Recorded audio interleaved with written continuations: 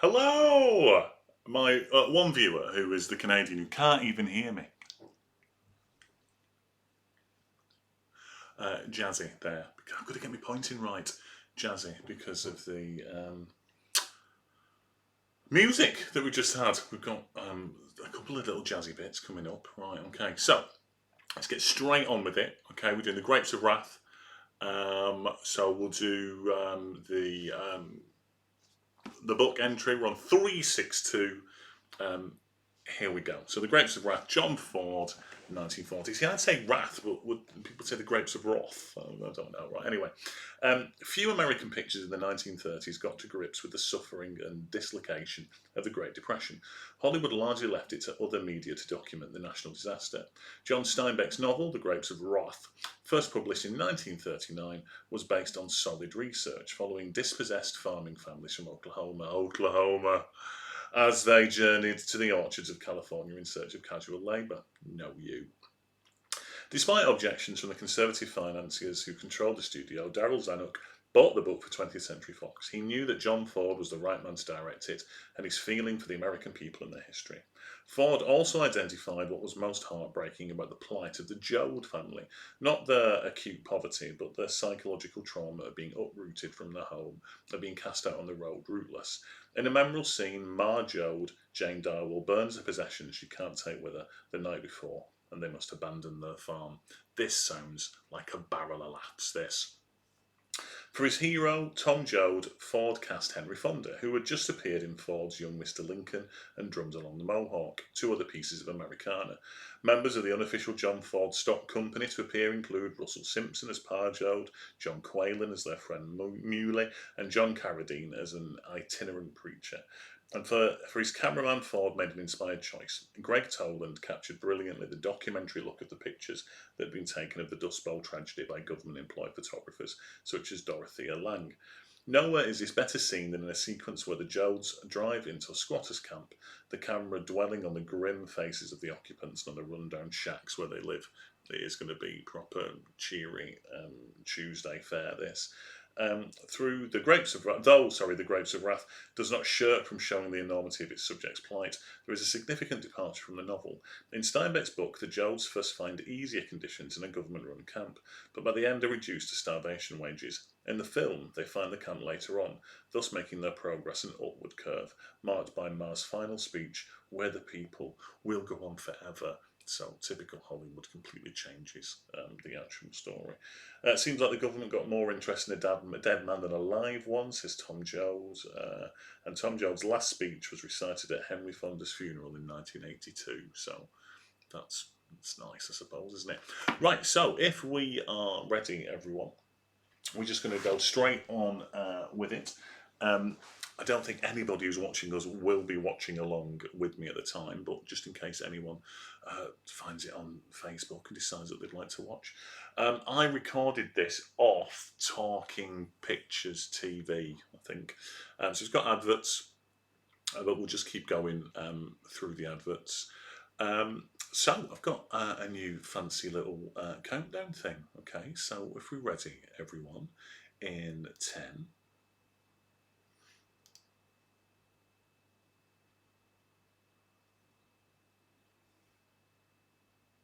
and play.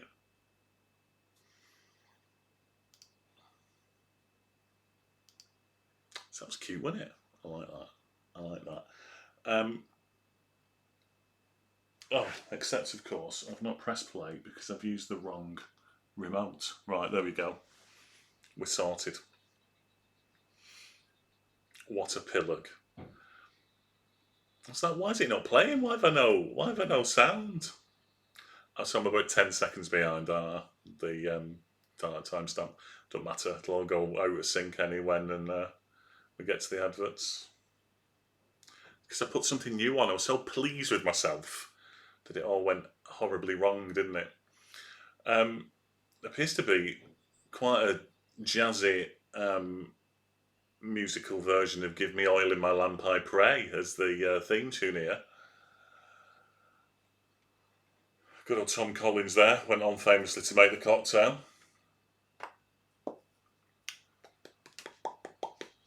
And that ba ba da ba ba ba ba ba.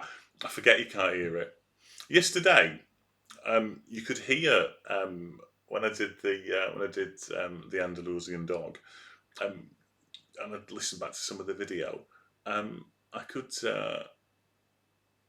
like hear it, and it's like I think it's because the other earpiece is behind the screen. I think you could hear it slightly. You found it online. Lucky old you. Well, I'm not 1 minute 38 in. I'm about 10 seconds um, behind that. Plus, I'll have adverts. So you'll end up way in front of me. So actually, if you just go to 150, you'll end up in front of me because I'll have adverts.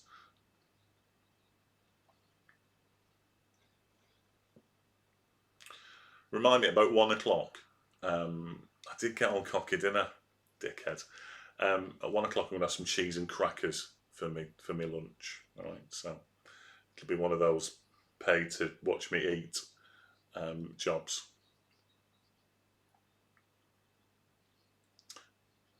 Lovely, lovely little jazzy soundtrack so far.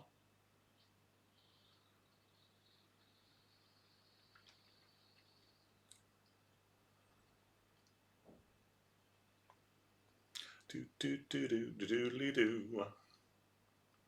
We can tell it's John Ford already because it looks beautiful.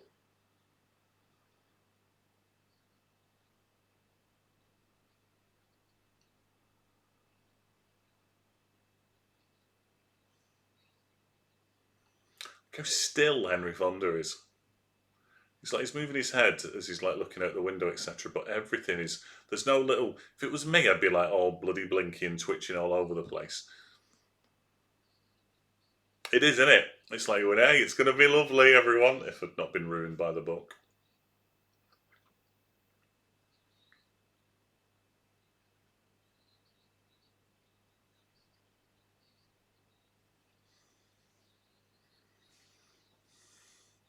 I stay in my own yard. But my haircut, everyone. Been for my haircut. You can tell because it's just a bit shorter on the sides.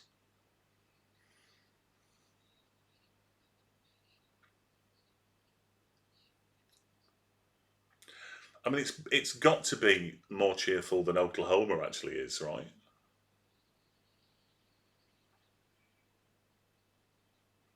Because Oklahoma was awful.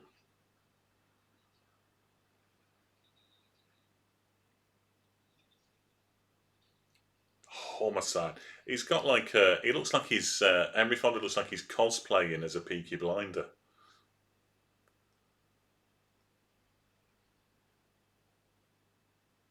You go some cheery barbed wire there in silhouette. Always always a good sign, isn't it? Some barbed wire.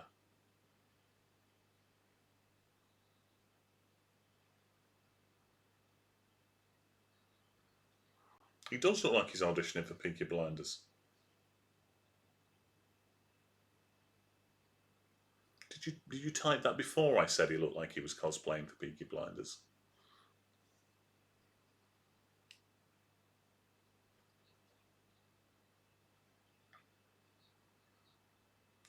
Well, he's after the preacher if he's going to baptise him, I would assume.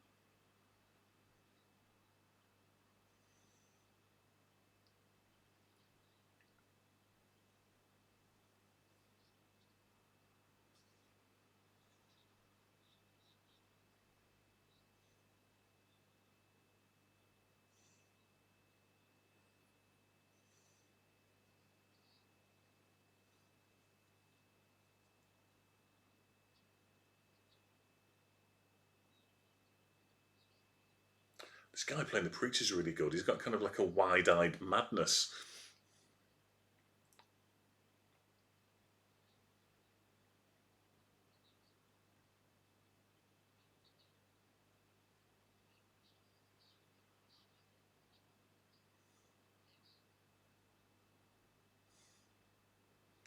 I mean, quite a lot of them would still be living in those kind of conditions, surely.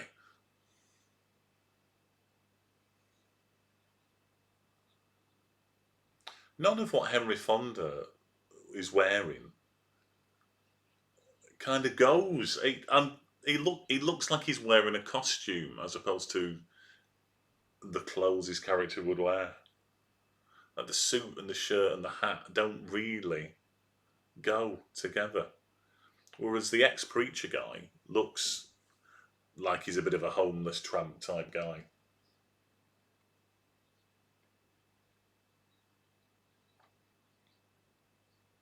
There you go. I've got almost a full bottle of whiskey down the back of my pants.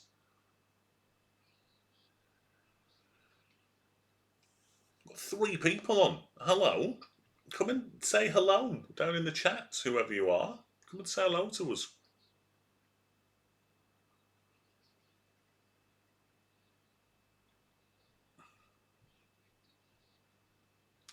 He loves everyone so much he's fit to bust sometimes. That's why he's not a preacher anymore.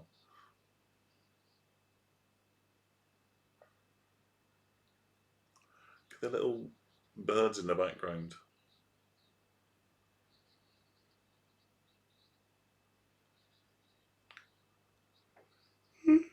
Tired already.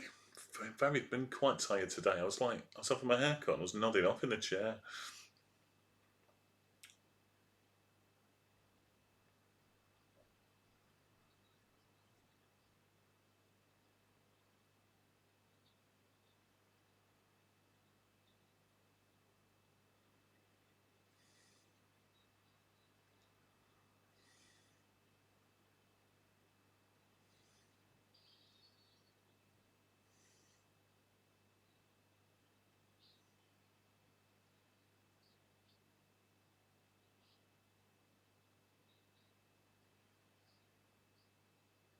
He's very cheery for a guy who's been in prison for 4 years for murder. I'm very matter of fact about, I just killed this fellow with a shovel. Yeah. Top of his head off like a little chucky egg, a little boiled egg. Get some dippy soldiers in that. I don't listen how the noise, not the noise, the sounds changed. So they're clearly in a studio, even though they're outside. But now it sounds like they're in like a big empty warehouse, where before it didn't.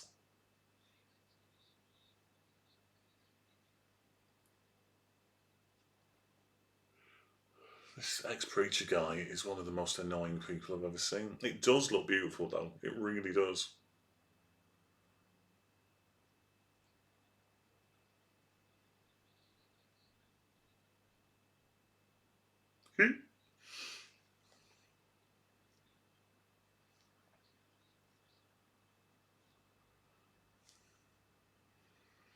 Some great sky going on as well.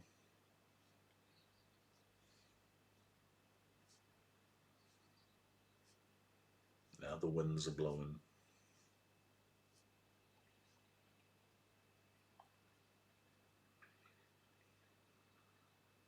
It almost has like a horror film quality. This, where he steps up to the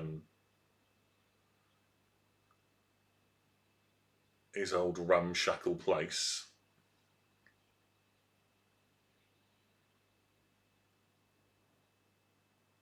It wasn't. It wasn't outside though. That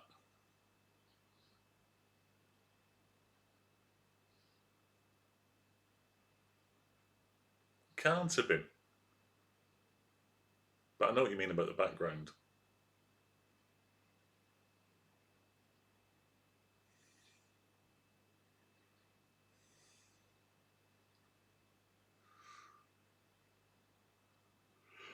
Oh my God, I can't believe I'm yawning again.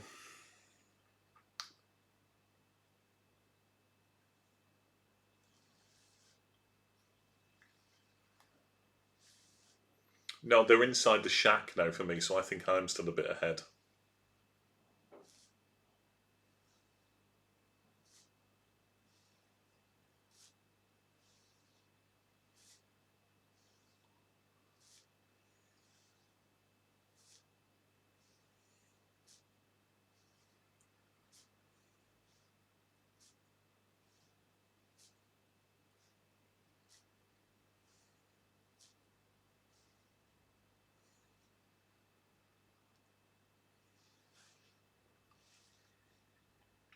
Look how dark it is in that shack with that candle. It's beautifully lit.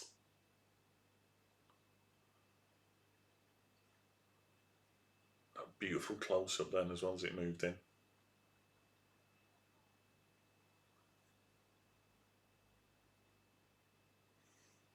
No, they're just terrified that someone's coming to the shack in the middle of the night and shouted, "Hello, are you here?" He's even cold.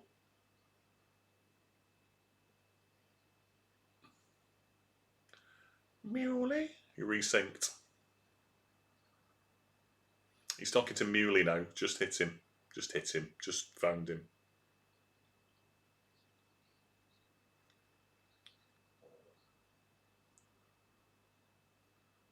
Muley has a bit of a Roland Rat look about him.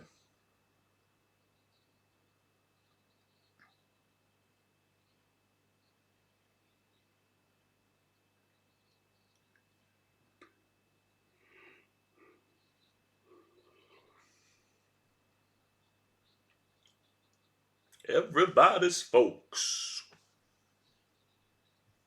He's very Weasley.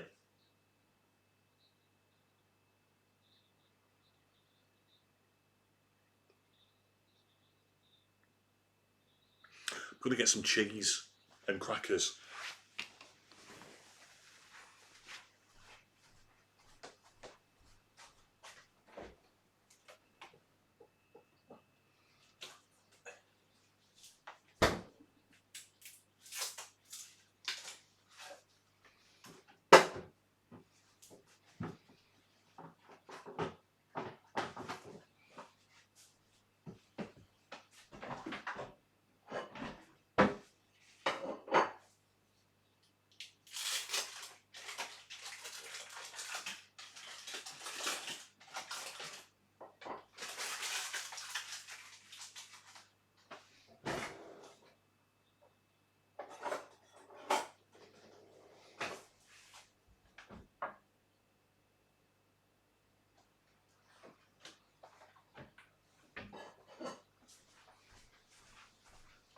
It's incredibly cheery.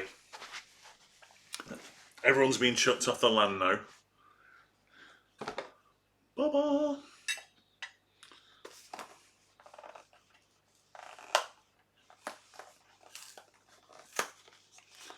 Only 24 hours from Tulsa. These whole streams are just an excuse for me to just sing random songs based on what's going on in the script.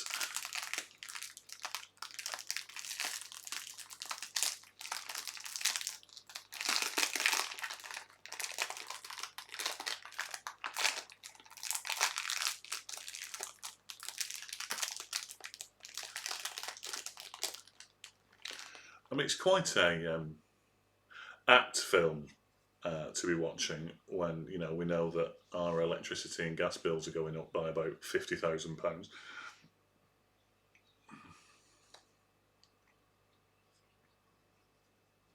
Oh, who else has won back to back? Obviously, I know Spencer Tracy and Tom Hanks did it for the acting, the best actor, won back to back. But which of the directors?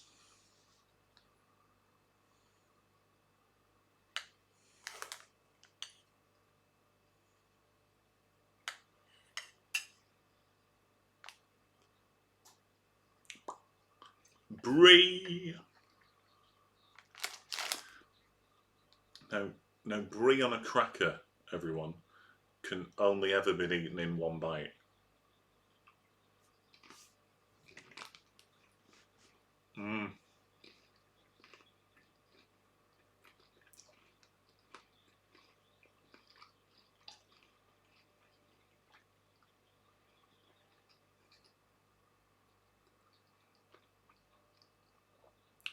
I think that's where I first heard the song 24 Hours from Tulsa. And that I heard that version and then found out there was a Gene Pitney version.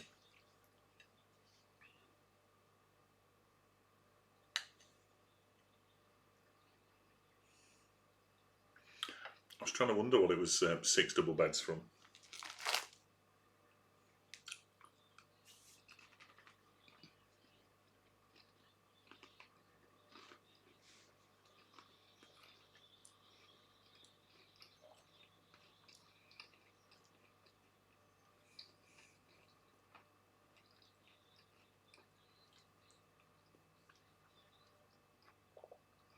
It is incredibly bleak.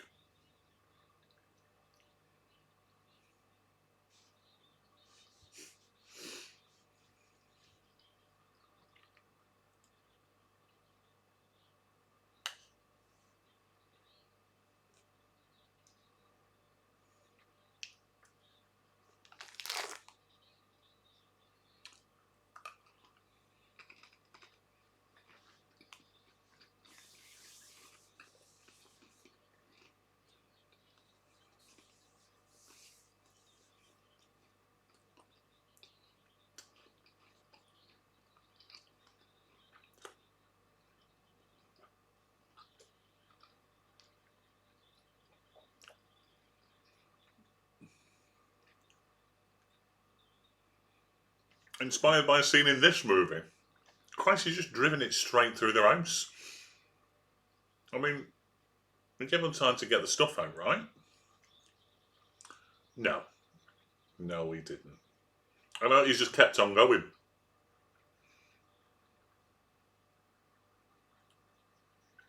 Proper bleak. Proper bleak.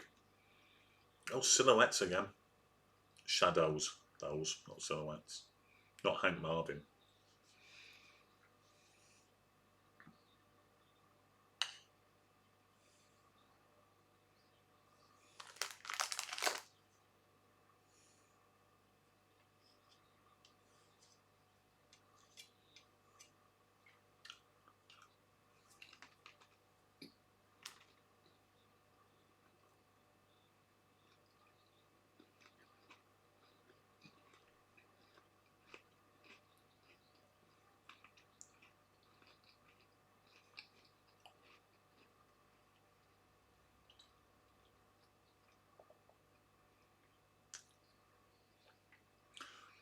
So we've got this to look out. We've got this to look forward to, have we?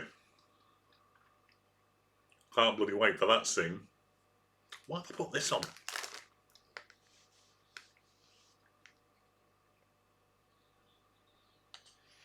I made a list, didn't I, a couple of weeks ago, things I had recorded on my box that I could watch on my own that the Canadian wouldn't mind if I watched. And this was one of them. Well, I wonder bloody why.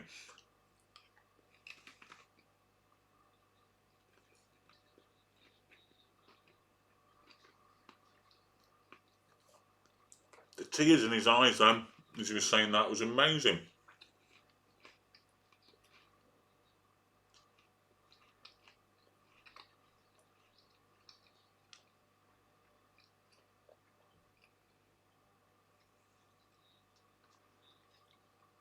Proper bloody acting here.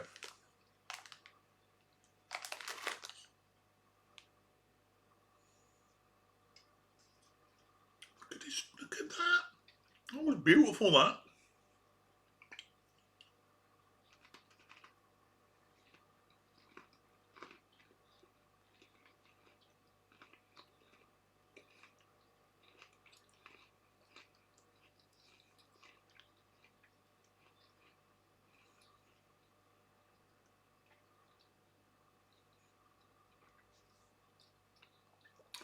Now, I know it was made in the 1940s. It was made in 1940. Oh, hang on, I've got adverts. We'll get back to that point in a sec once I've fast forwarded.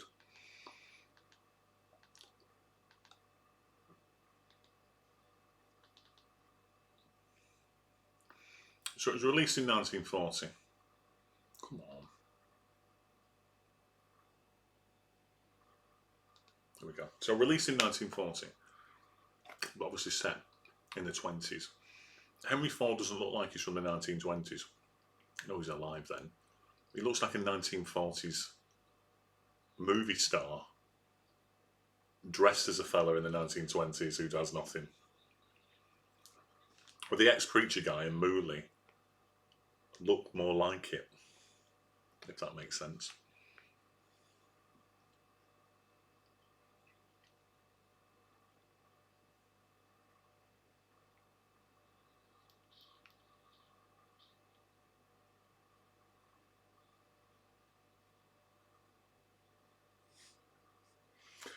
It is. I am.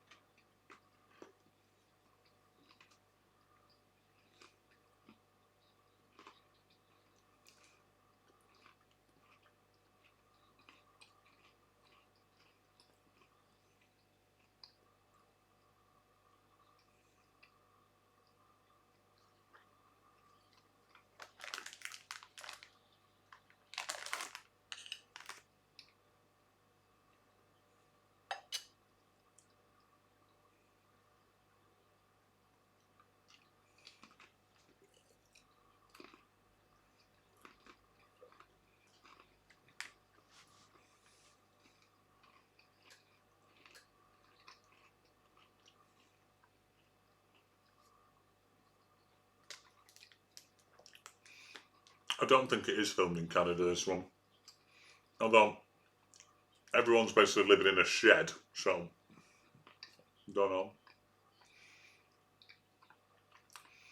Strange place for it to cut it for the advert. I don't know why they did just continue for another minute or so and just complete that little scene and then cut here. Some odd decisions made on where to put the adverts. If you ever watch Superman, the 78 Superman, when it's on ITV, he's got food all over his face like the Canadian has when she eats. Pointing my knife, it's very... I'm going to get myself thrown off. If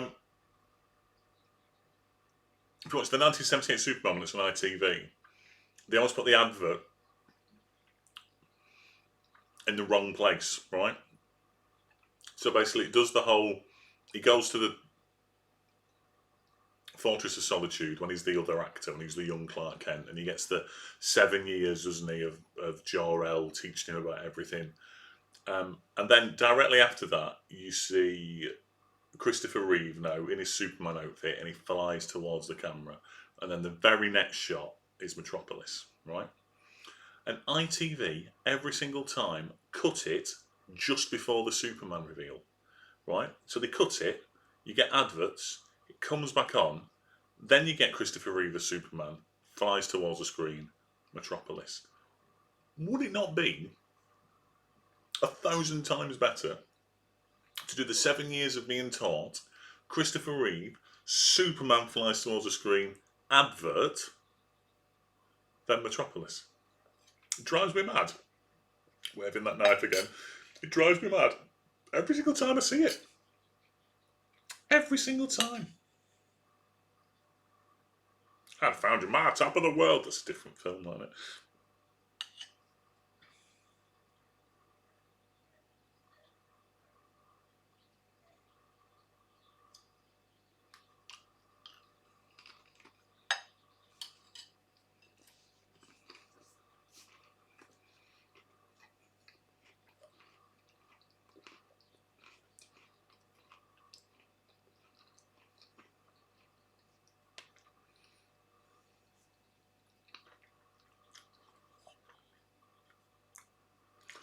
I've got to stop waving it around. Get thrown off Twitch. 4 viewers.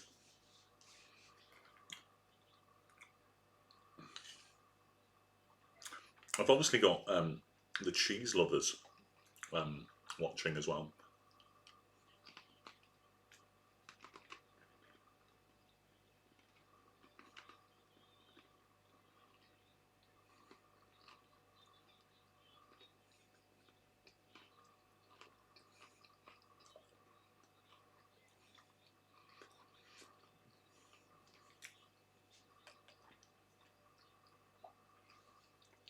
I know. I've got to stop doing it.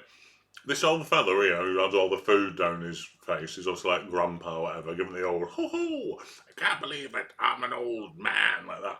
I'm half expecting a message to appear here that's saying something like, you know that old fella who had all the food over his face, like the grey hair, and giving it the old, I'm the grandpa. He was only 41 when he filmed that. We'll see. We'll see. I'll probably get something on Henry Fonda only being about 32. There's some wonderful pans in on people. Boom, look at that. Bang, in we go. Was it a Manford impression? What, a Jason Manford impression or a Charles Manson impression? With the waving the knife around. I don't think Charles Manson ever killed anyone with a cheese knife, just in case anyone's thinking. The big old wide eyes there for the murderer.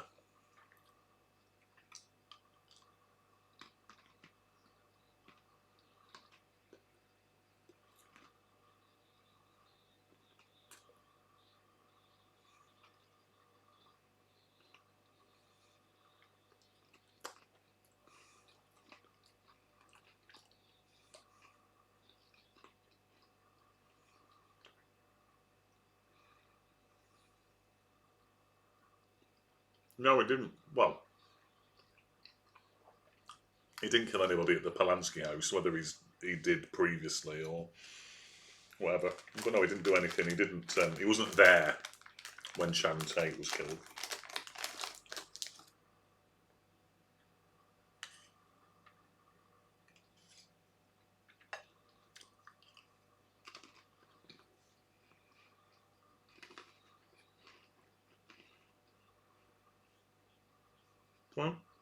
Well,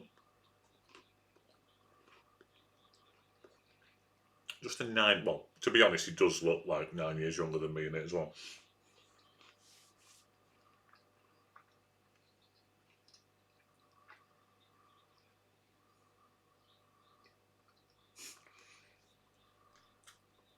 It's getting a bit Beverly Hillbillies now. There's this strapping everything to the car. I mean, this is what I have to put up with. I can't believe that fact. I'm closer to 71 than I am from leaving school. Although, to be honest, I always, when people say things like, "Oh, I'm closer to that than I am," it's because you're never ever going back to that. I'm closer to 71 than I am last year because I'm never ever getting back to last year. Joe gets 7 years. Maybe this is the burning stuff. Burning the stuff they can't take with them. Is she keeping the clipping? What's she keeping the news clipping for?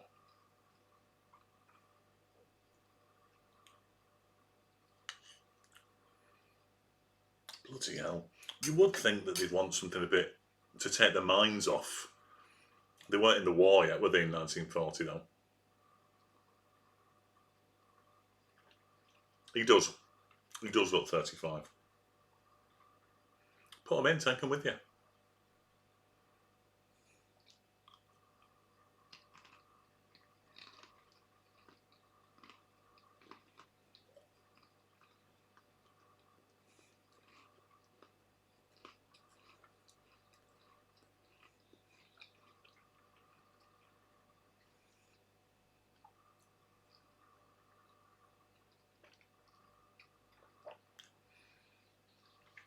She's not got rid of the earrings. That's all good.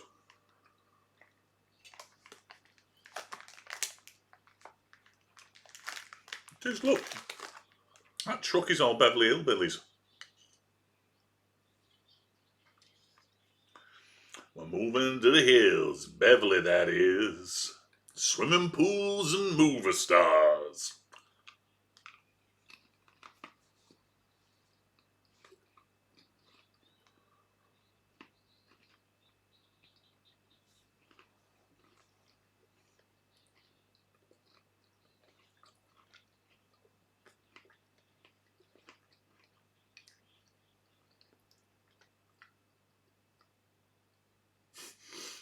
We'll get back to that in a minute. It does have a Sunday afternoon vibe about it, even though when I put it on, because I'd recorded it off Talking Pictures, there was a message that said that some viewers may find parts of it like difficult to watch or offensive. As for Dog Won't Burn, already has more dogs in it than the Andalusian dog did yesterday.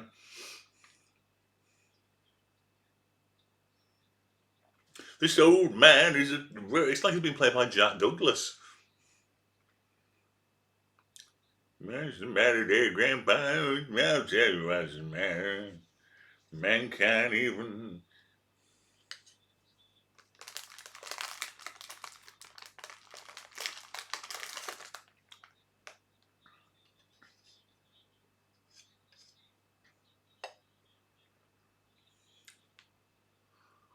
They all call him Grandpa, even though he's probably not the grandpa.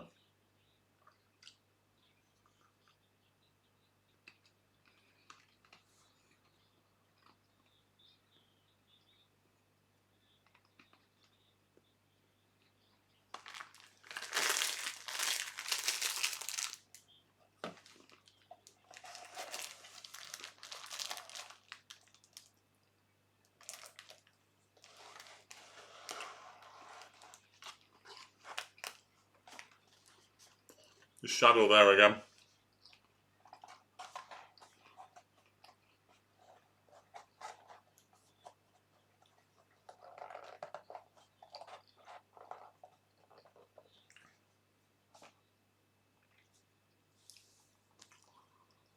Who was that shadow from? I thought that shadow was Henry Fonda because of the hat. But we've cut somewhere else now, and he's not stood where I thought he was stood.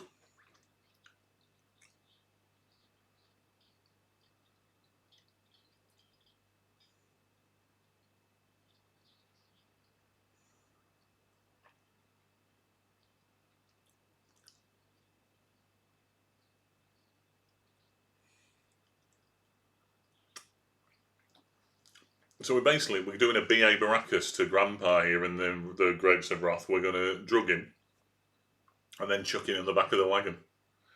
I ain't getting on no truck, fool.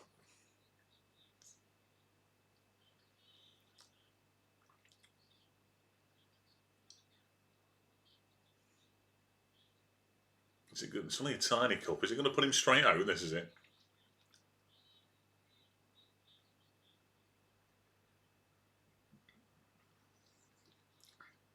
Just hit him with the coffee cup. That'd be the easiest thing to do.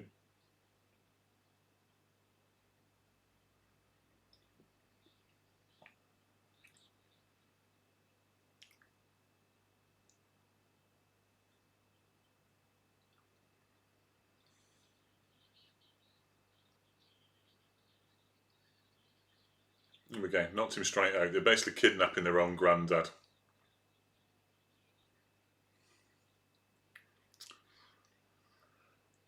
It's just. It's not bad. It isn't bad. But nothing's really. 35 minutes in, nothing's really happened other than we know they're all poor and they have to move.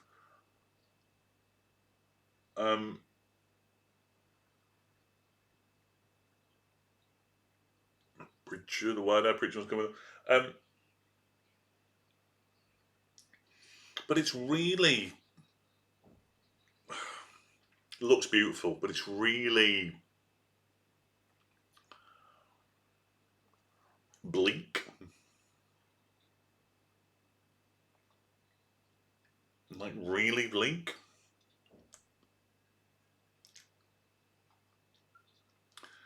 It's another one of those where I think, why are they?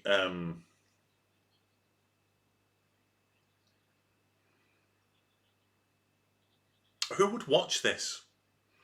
Like, I recorded this off TV. I'd like to know how many people watched it. They went, "Oh, Grapes of Wrath's on this afternoon. Great film. I'll watch that." It's like Schindler's List, isn't it? Schindler's List. What an amazing film! One of the best films ever made. Right? When do you watch that? Who, apart from history teachers, who has that on DVD? Do you know what I mean? Who sat there on a Saturday night and goes, "Oh, there's nothing on the telly. Do you put Schindler's List on?" And it's like this. Perhaps GCSE English students, but that's not enough. Surely I was going to say the teacher will have it recorded onto VHS. They'll have a version that they'll just put on for them. Then no one's going, "Hey, you're in luck, kids. You know we've been reading The Grapes of Wrath. It's on Talking Pictures TV this week.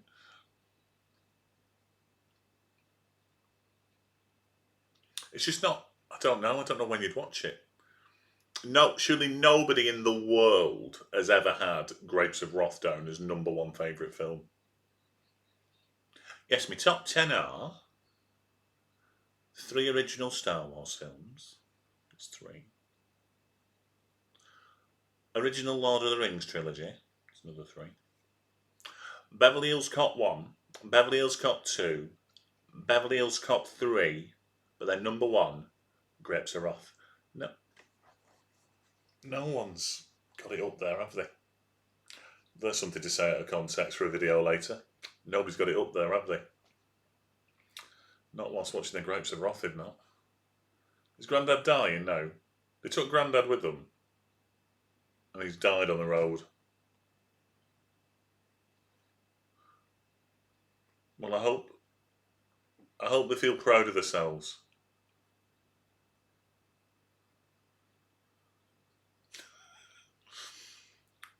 Like us getting a film about Brexit. Can't wait for that one.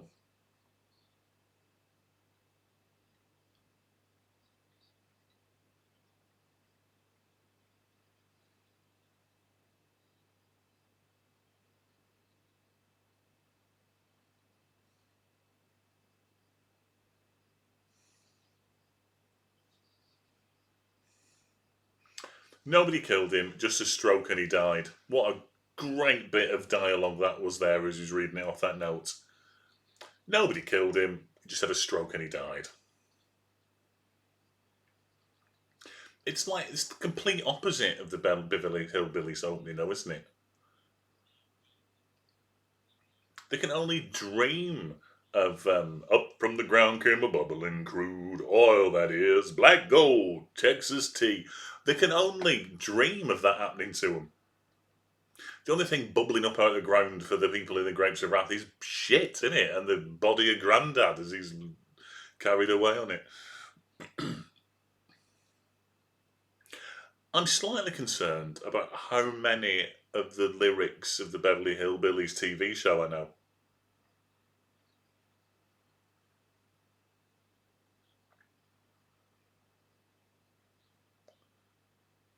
The bloody old ex-preacher has...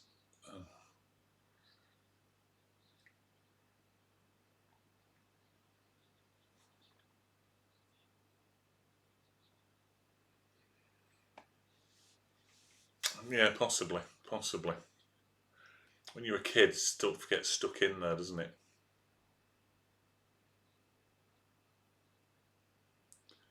God, it's just everyone making speeches and doing a cry. Watching, as in the Lisa Tarr book. Well, everyone knows Cheers. Watching's quite impressive, though.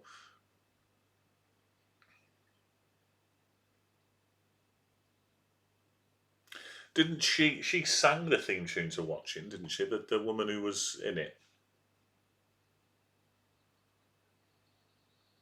Watching was really weird. It was like there'd be 6 episodes, and 79% of the entire show was terrible, and there'd be like one funny line in it every 3rd episode. It was. God, I remember that. It was boredom at first sight. You could hardly call him bright. He's no one's Mr. Right. Yeah. It was Patsy Burns, Malcolm's mum. Good old Nursey. And they were from Birkenhead, so they were posh. What does he see in me? It was terrible because she couldn't really sing it either.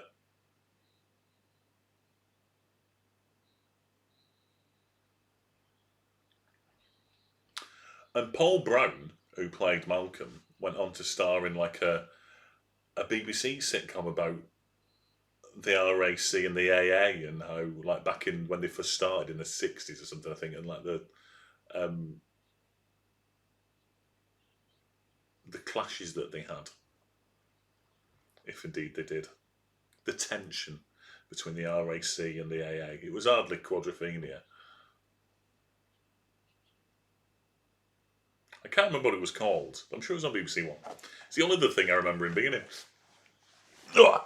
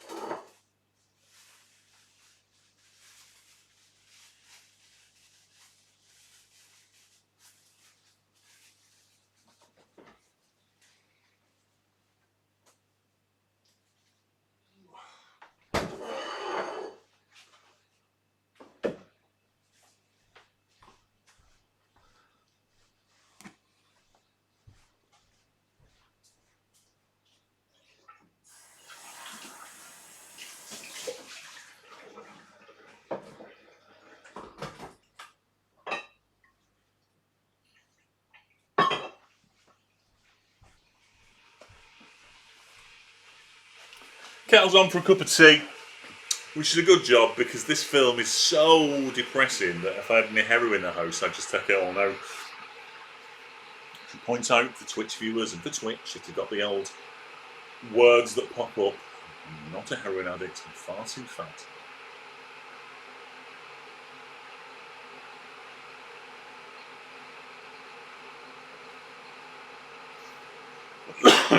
I mean, this, if people are just tuning in and seeing this, all strange, all good. It's very talky. It's also it's incredibly apt. It's incredibly apt.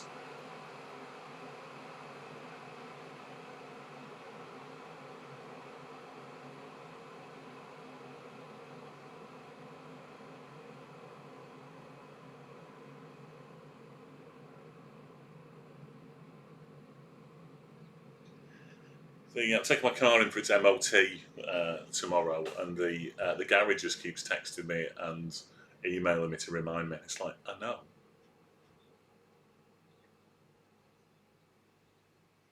Yeah, it's exactly like that. Like one camera, film this bit, film that bit, film this bit again. But not in an on the waterfront way where it actually look interesting. Oh, adverts.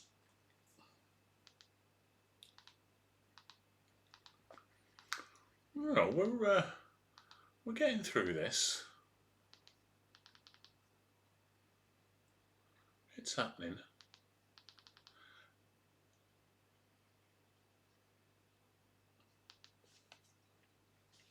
Again, I think they've cut it in a really weird place.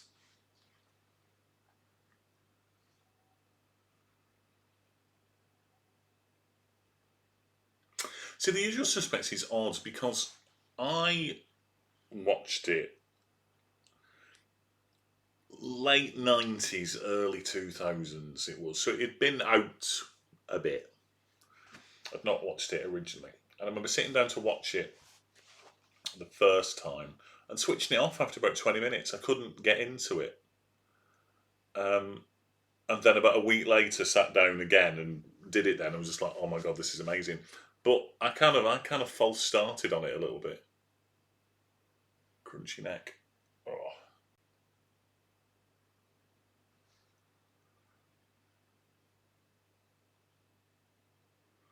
But it is odd that even going back to films made late 90s, how different they are.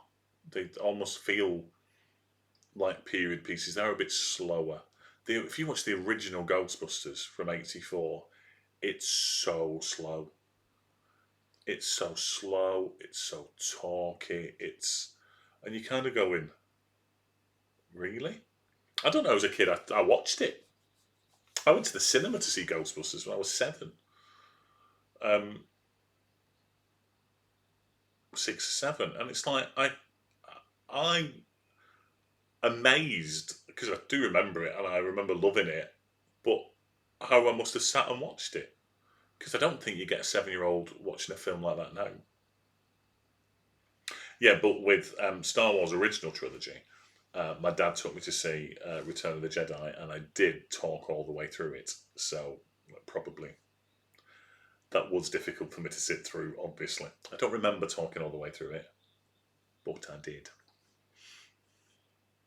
Apparently, but it was only 5, wasn't it? Was it 1983? Only 5. Which is weird because Mark Hamill in Return of the Jedi was only 3 years old, so he was younger than me. Sorry, my cup of tea.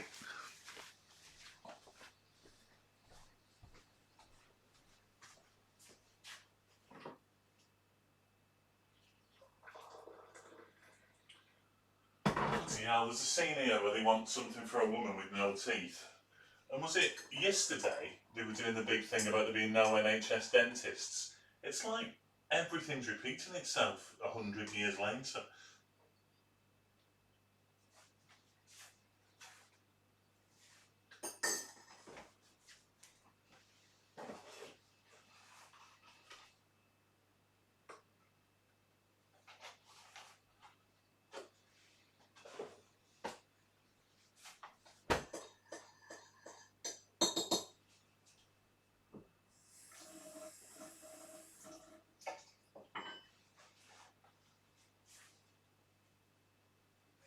There's like loads of quiet bits as well where just people are moving about.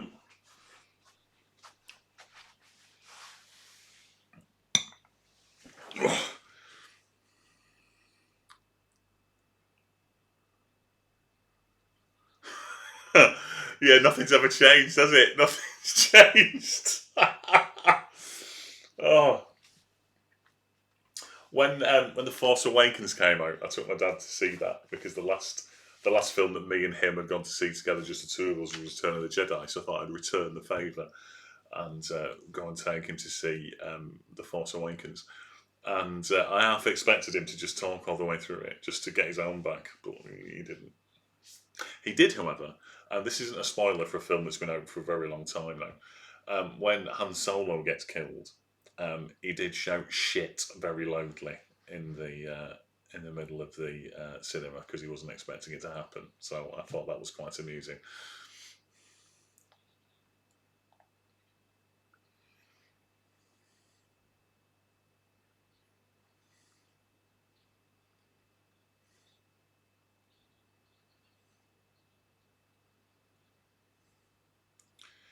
It's like I don't know. There's no story, is there? There is a story, but it just seems like lots of just little bits,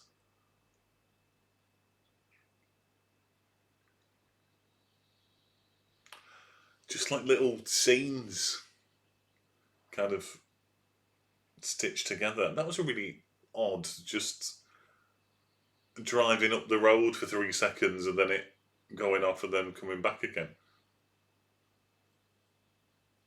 It is what's happening now. It absolutely is.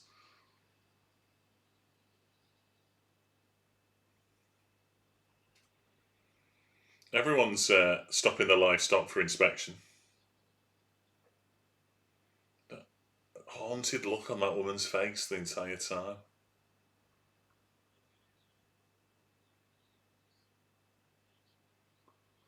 I know it's like, look, they move from state to state and they're all like, how long are you staying here for? Make sure you're just driving through. We don't want your kind here.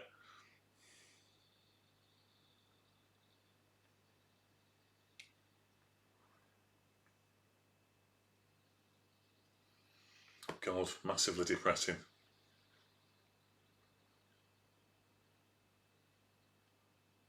It is. How long are you stopping for? Oh, do you fancy picking some fruit and veg while you're here? Is that little baby there? About 80 years old now. All these sheep, they're dead.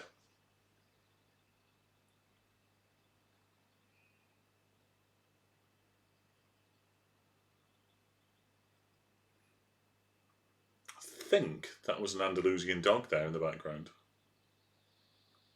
The good old Colorado River.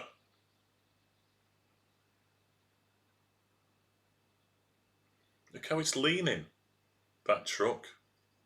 Is it supposed to be leaning? Has it got a flat tyre?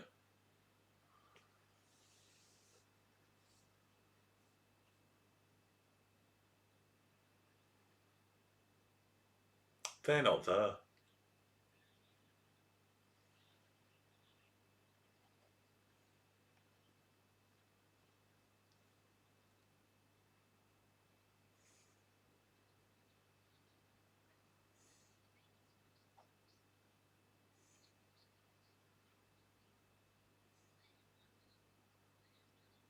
Grandma smoking a pipe there. Just spat all over everybody.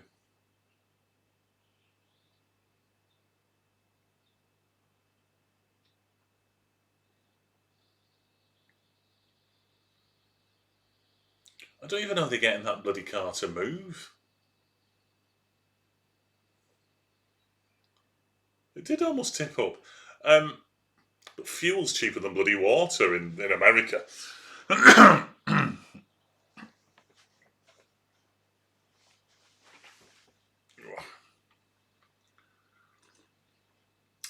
Hey, down to £1.72 yesterday per litre when I was putting in. I felt like I was rich.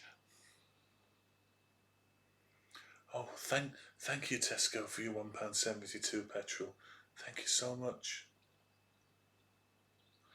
Why in that huge river that they're having a wash in are they all so close to one another?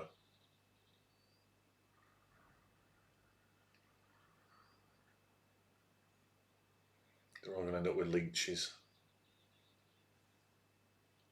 It's bloody freezing, mate. He's got proper opening there in his long johns in an unfortunate place. Don't know why I was doing it. I apologise for doing that mime.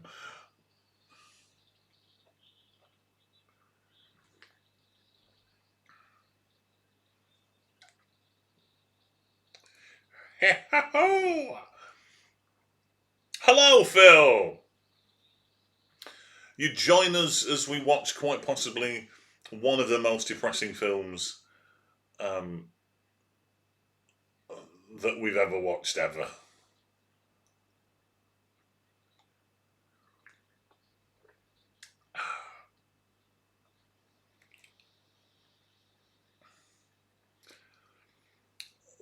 Phil just has to mention something vaguely controversial just to watch me go on a rant. Who's dying now? Is it Grandma?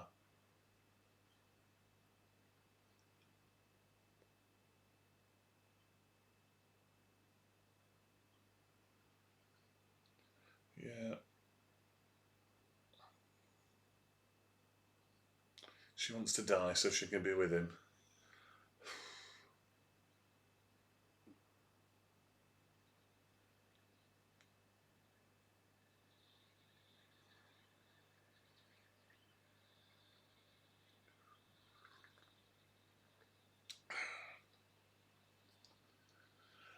We're 55 minutes into this film. They've not even got where they're going.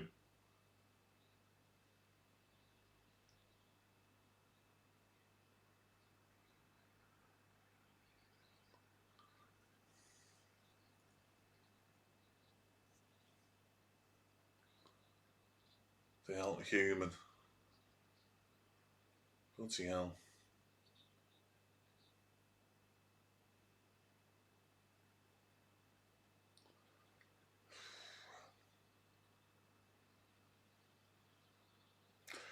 See, I always thought it was great. People said grapes of wrath. But I'd always say grapes of wrath. This is more depressing than Benefit Street. Benefit Street would be cut with some kind of humorous character. That reflection in the windscreen's ace, though.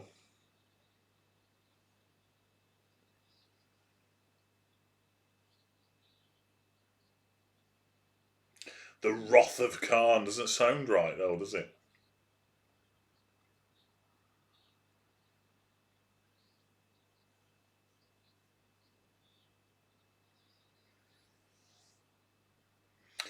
Fat Grandma is supposed to be the humour. She's Ma. She's not Fat Grandma, she's Ma.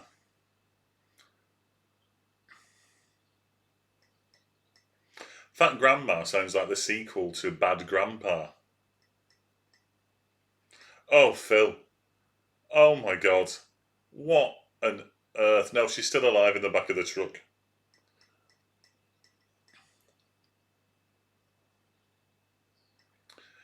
It was it oh, why? Just why the dead horses on the pianos?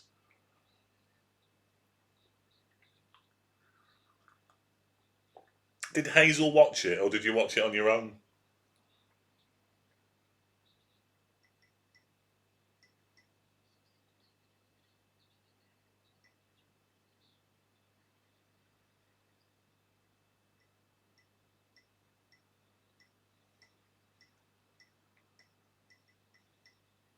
That's true, we didn't have to write an essay on it.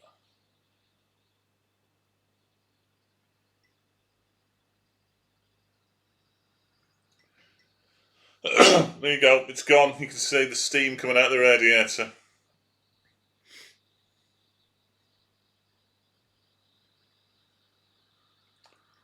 It didn't even look like an eye that was being sliced. And surely everyone's squeamish about an eye getting slit with a razor blade. She wouldn't like my squeaky eye then, would she? Well, it's not squeaking. No. Oh dear. My squeaky eye's cured everyone. Sorry.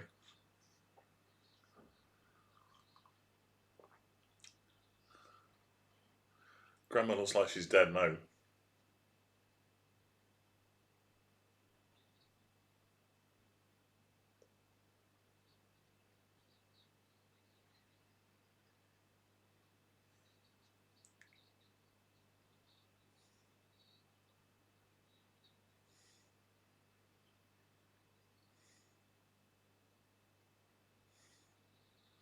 They should probably just eat Grandma. Be done with it.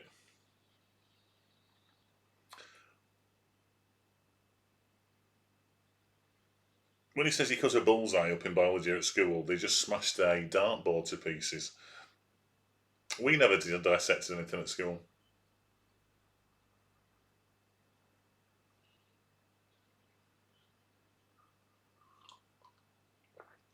It's California! Have a look!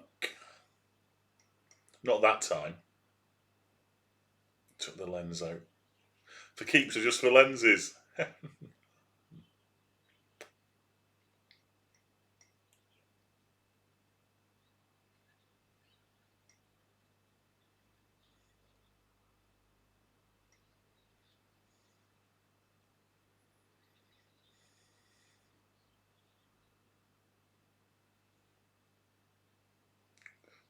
Grandma just died in the back.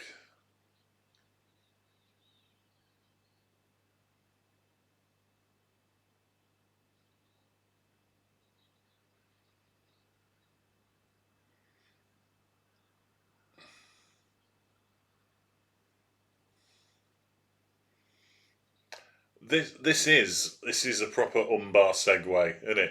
No blood in the eye, of course, just the vitreous humour or something. Yeah, but still, you know, goopy, I reckon.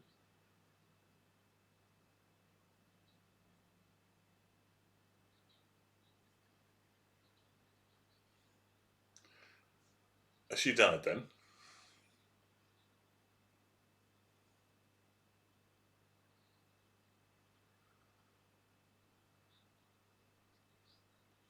She has died, yeah.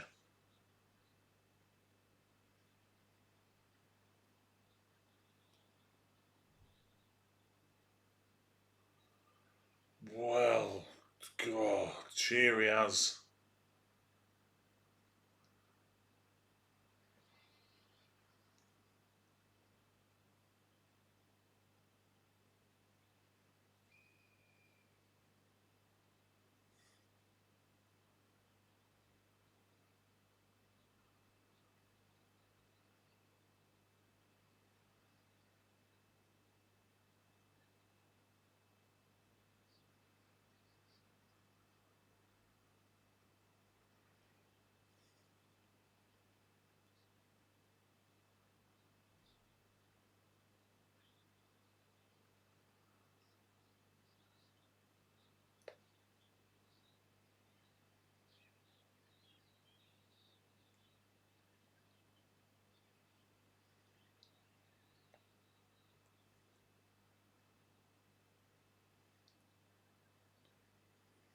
They travel all this way to California. The first person they bump into is basically a bloke who lived in the next county.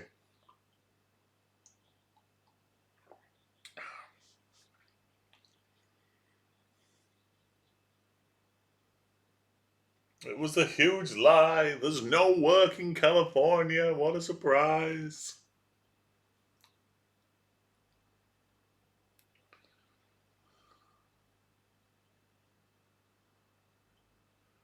See, Fonda still looks a bit too Hollywood leading man. So this is the camp, isn't it, that they were talking about? That they've moved where it is from the novel in the film.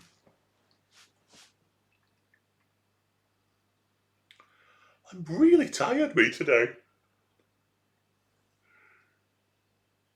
Oh, Laverdale Mob was really, really good. I watched that a couple of weeks ago. And Laverdale Mob's like, I've seen the end. I've seen the bit where they run down the Eiffel Tower before, but I've not seen the beginning or the end. And having Audrey Hepburn's first ever like screen debut for 10 seconds at the beginning, but no, it was excellent.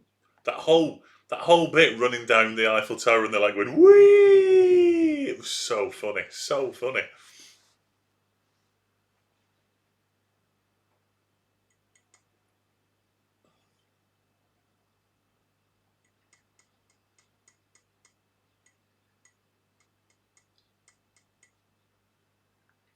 The guy playing the ex-preacher,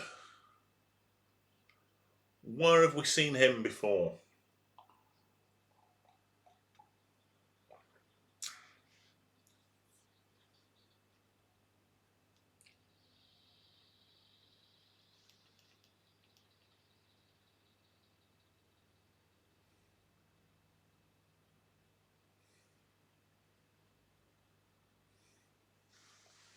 No, not Muley. He's the ex-preacher guy. I don't know what his name is. Let me see. I might be able to see his face when I get on IMDb.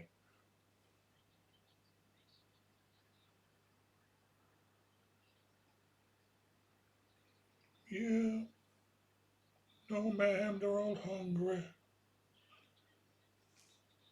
Let's have a look.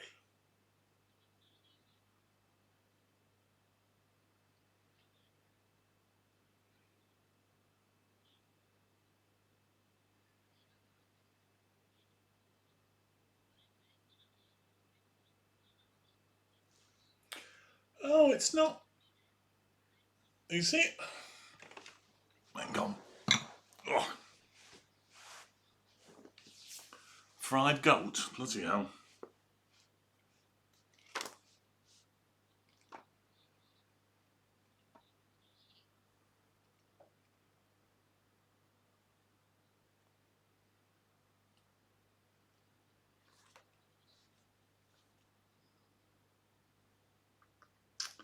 Does it mention? It's John Carradine.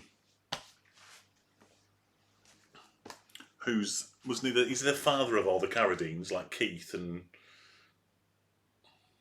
that's why he looks familiar.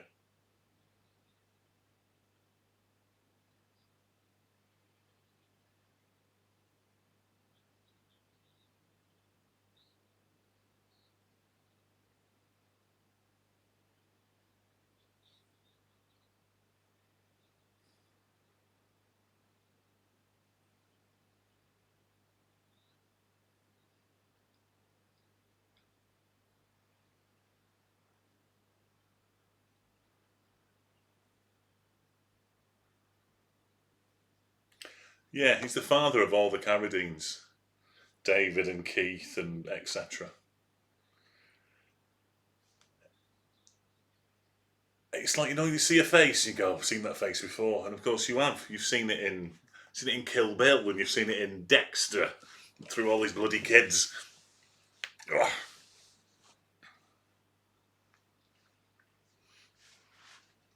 What John Carradine is?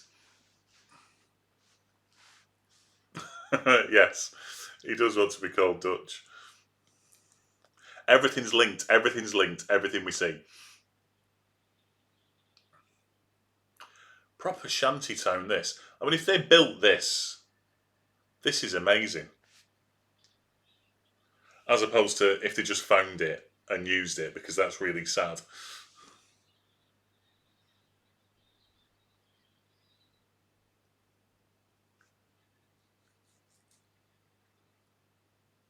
Oh, dear me. I feel like we're on day 2 of a bloody watch-a-thon or something, and it's like 9:30 in the morning.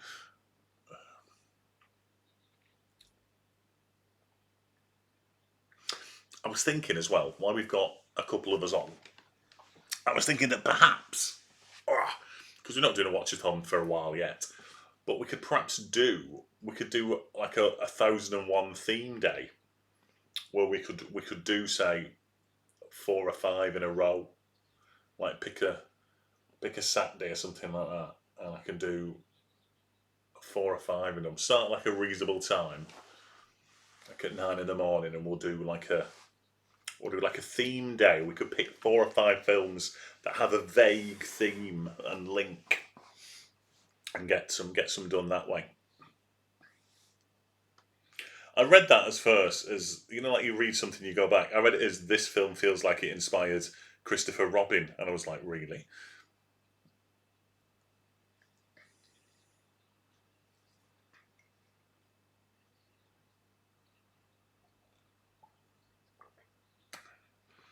Or perhaps we could link it through an actor, or link it through a theme, or link it through a word, or whatever.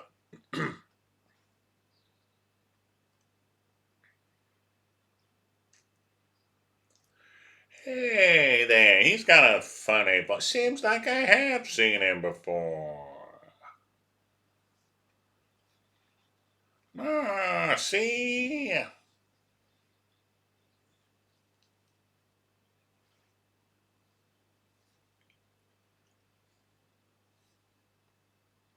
Oh, punched it. Don't shoot him. He's just shot that woman dead. Christ almighty. Just to prove that it's been happening in America forever.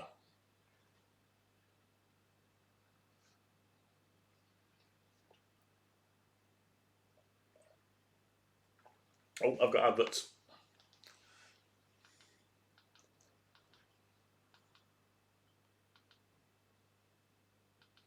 That's a bit of Debbie McGee there as well.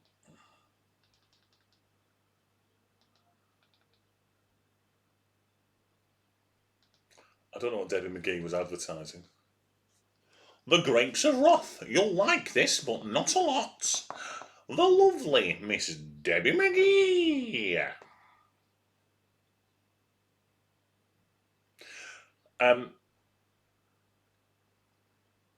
every time I think of Paul Daniels, which isn't a lot, no, every time I think about Paul Daniels, which is at least once an hour, um, I think of, and this is where the That Was Creepy bit comes from. I think, do you remember Phil Cool?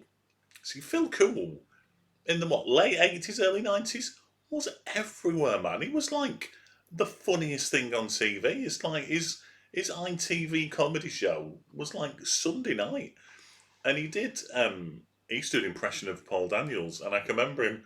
Um, he did this. He did like this sketch where he had this woman out in the audience who was going like, "Idolize me, idolize me. You'll like this. Not a lot. No, you stupid cow. Idolize me." And it just, that creepy Paul Daniels persona from Phil Cool just got stuck in my head. So every time I do, again, I don't do Paul Daniels impressions a lot.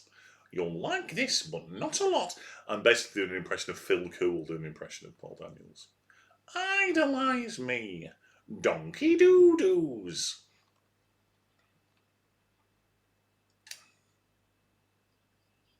She's far too clean there.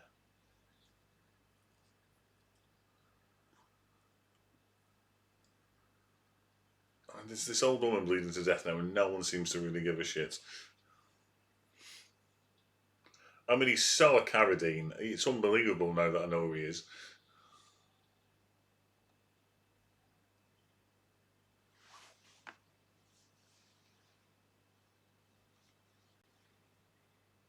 nice to know that his son went on to die whilst doing a little bit of auto asphyxiation.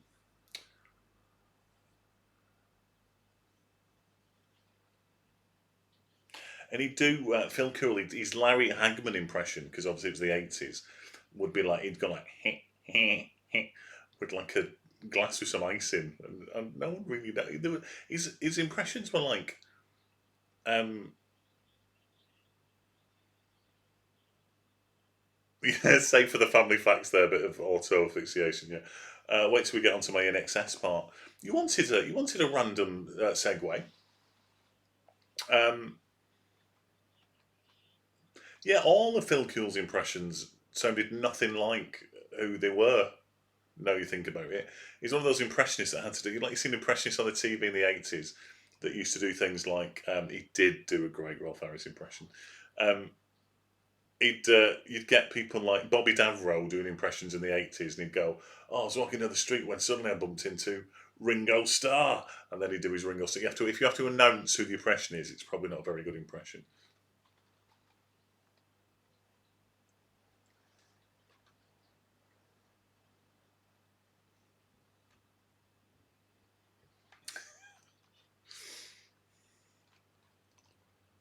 There's a dog. That's double the amount of dogs that an Andalusian dog didn't have yesterday. How much longer of this have we got left? About 40 minutes.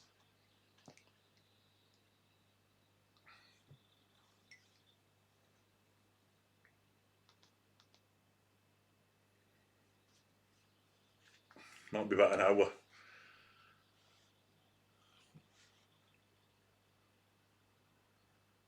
Yeah, but like we said the other day when we were watching Prey, there was just too much. That dog was too well fed. There'd be no meat on these dogs. You better have eaten the rats.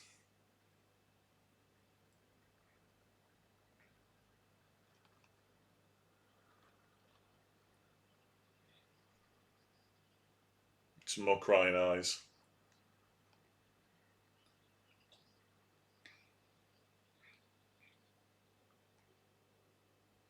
Oh, don't.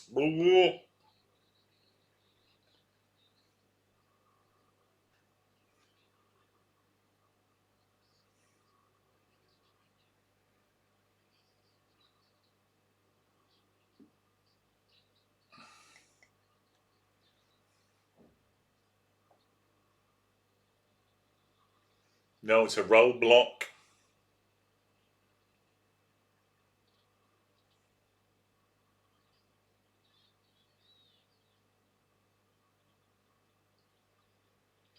Yeah, it's Brexit Britain.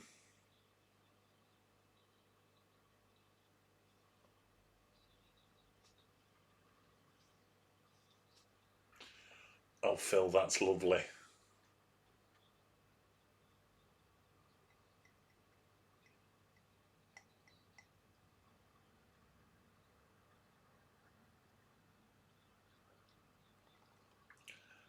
I mean, it's Americans turning on Americans here. This is.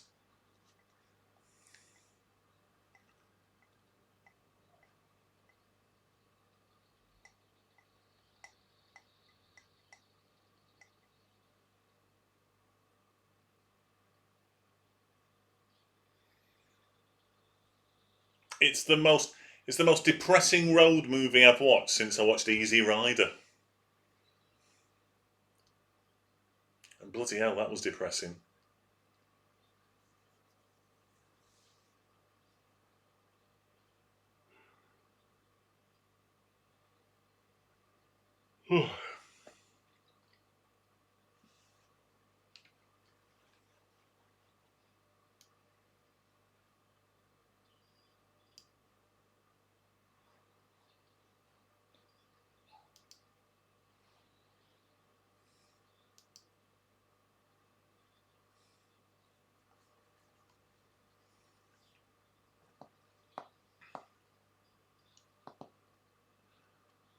Down to 10 potatoes. There's at least 13 of them on the bloody truck.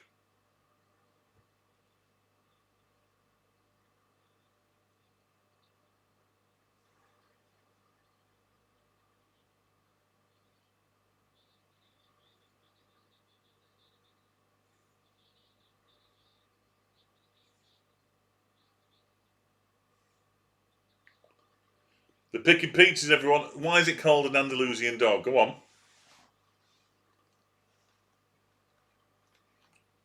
This better be a good reason. If this is a Salvador Dali ridiculous reason.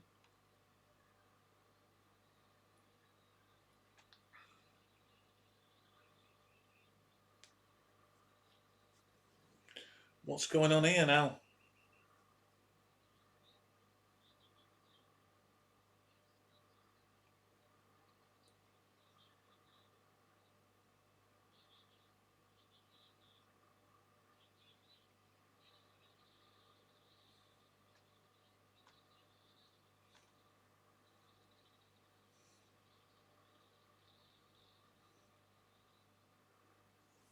What is going on?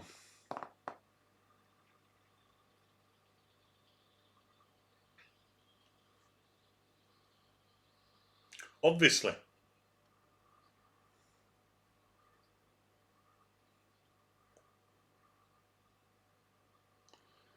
Oh, right, okay. So it is a wanky Salvador Dali reason. But it does kind of make sense. Death was a death was quite a big theme running through it, wasn't it?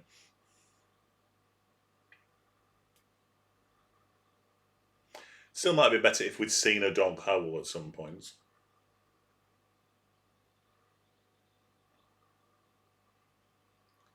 Oh, crunchy neck.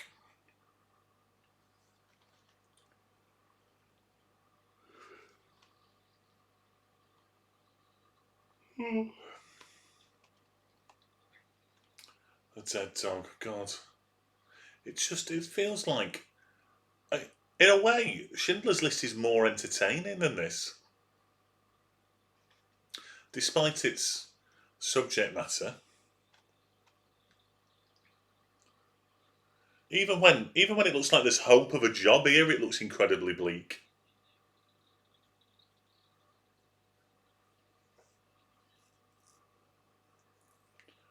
The fellow just has to keep saying things to people even though it's the same thing over and over again. Keep in line. Up the street there, keep in line.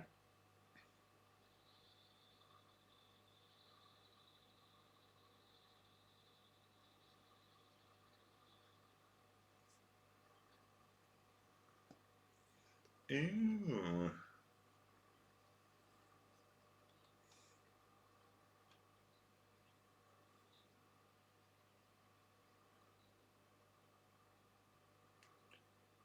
It's like a bloody internment camp.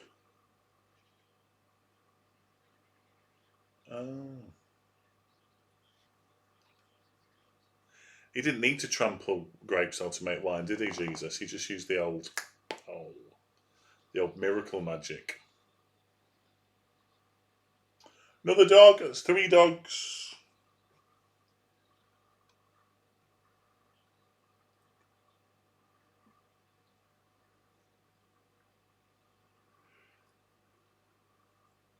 I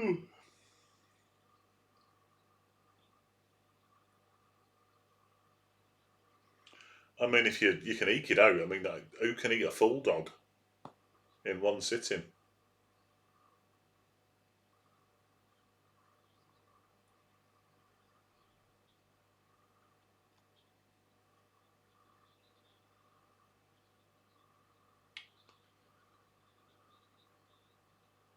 Yeah, perhaps on a stick, like a kebab.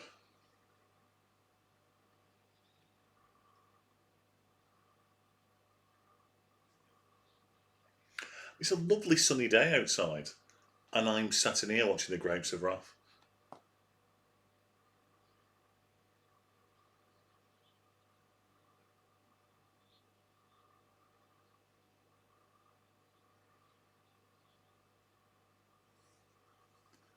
Why would it come in handy? Read it whilst you're having a poo.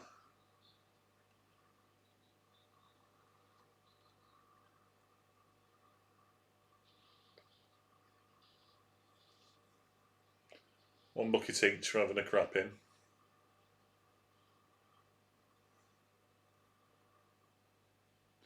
It's gone all. It's like, I know, like, it's not a cult. It's gone a bit culty, this.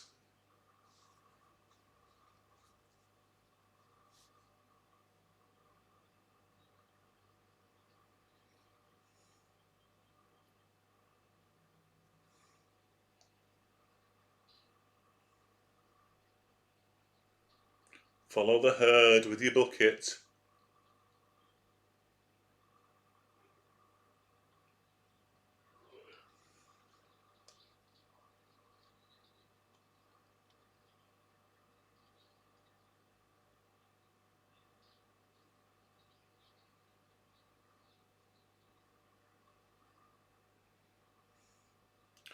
There you go.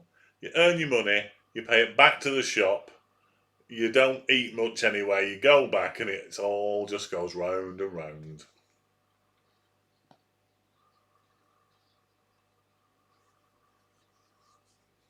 I thought I'd missed what was happening outside the gate, we just haven't been told yet.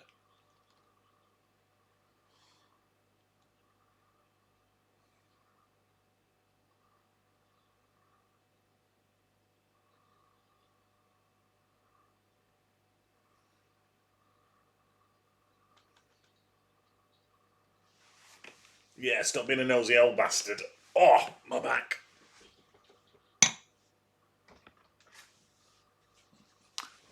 Ugh.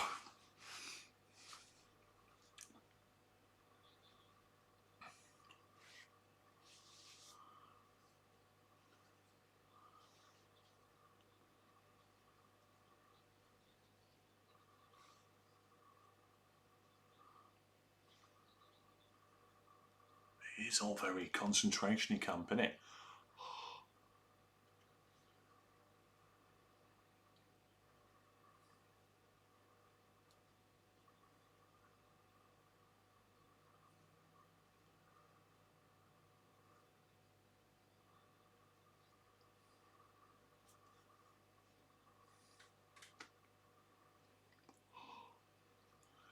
So you can hear the ribbiting, the ribbit, ribbit, ribbit. The old, I don't know if it's a myth or not, I'm sure we've talked about this before, but the reason why the world thinks all frogs go ribbit, ribbit, ribbit is because in the old Hollywood movies, they would record the frogs and play them as ambient sound, and the only frogs in the world that go ribbit, ribbit, ribbit happens to be the frogs that live near Hollywood.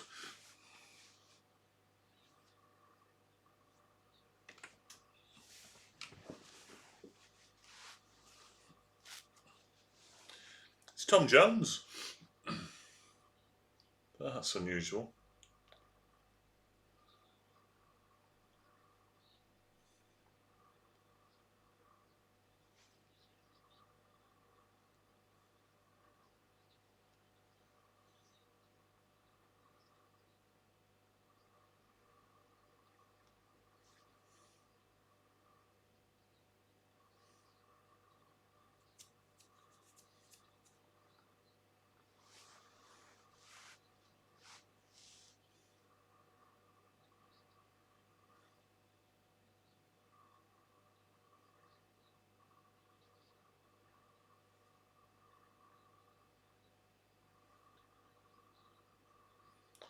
Just the eyes there, the light there was amazing.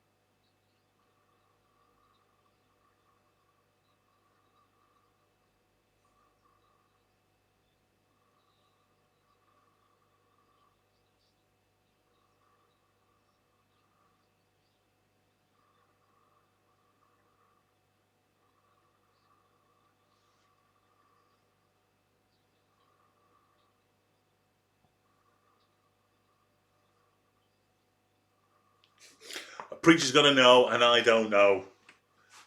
That's the quote of the film.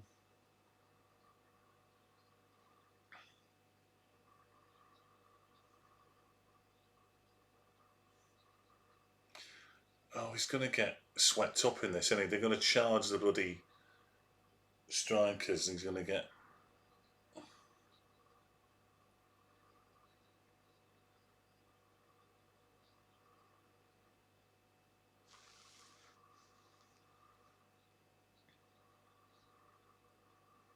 It's the mob.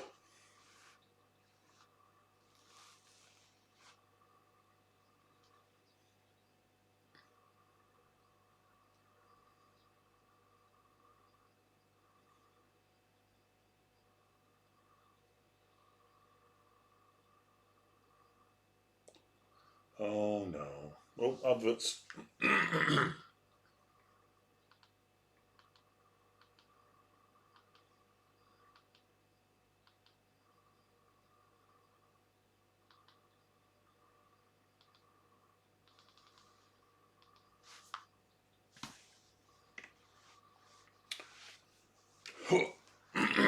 trying to think what time of the day this was on when I recorded it. I think it was only about 3:15 or something. Nice cheery after school film.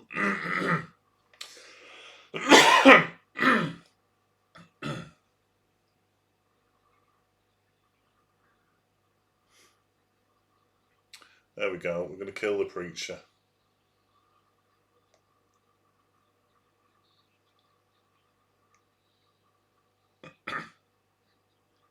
Christ, he has killed him.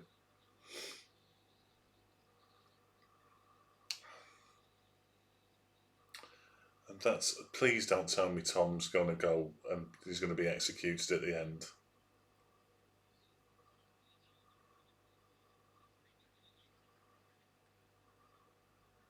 Oh dear.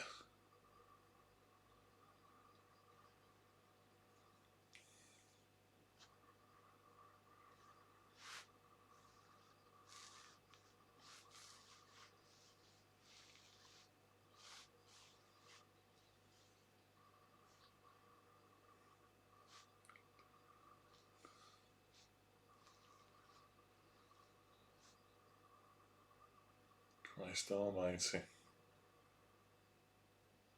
Wow. Just go in the house. Making it obvious that's why they should be looking.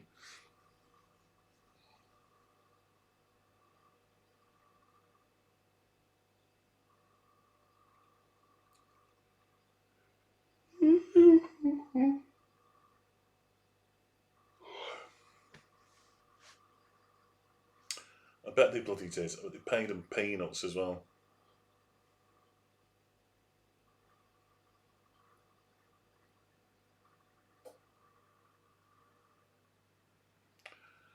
It's only 2:05. It feels like it should be about 7:30 at night.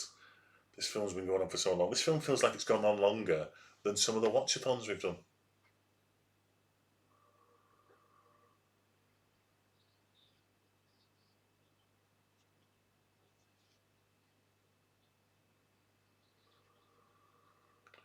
Yep, you did it.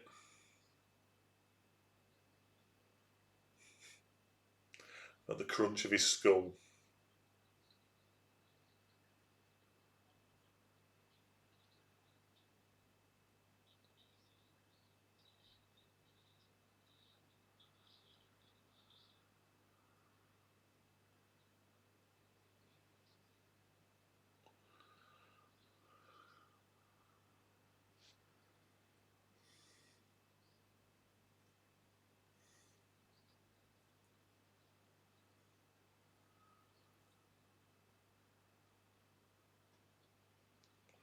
Oh, that's all right. You're a double murderer, but you know.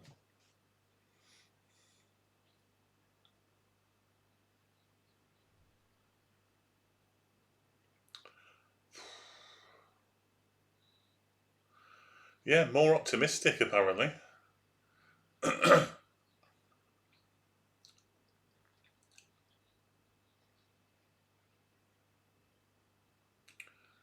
So she'd rather that he was caught and hung.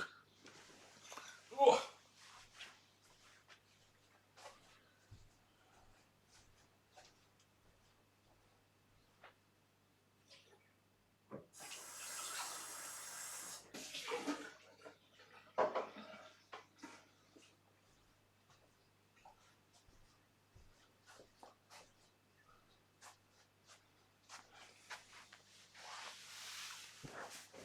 I think this should be the only film in a book called One Film You Should Watch and Then You Die. Is it 40 minutes still to go? Oh my god.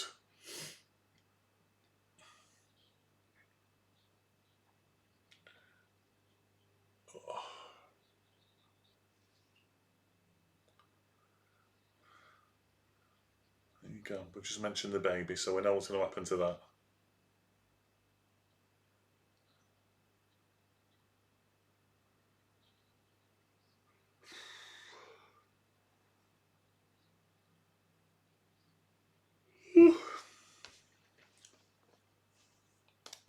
To wake up.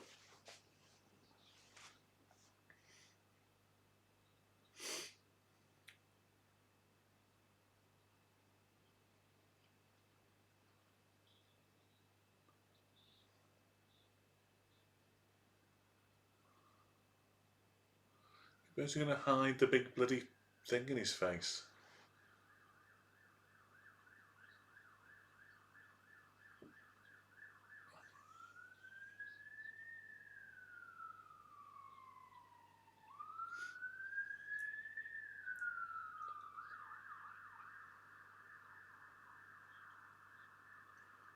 Well, they were right. It happened quickly.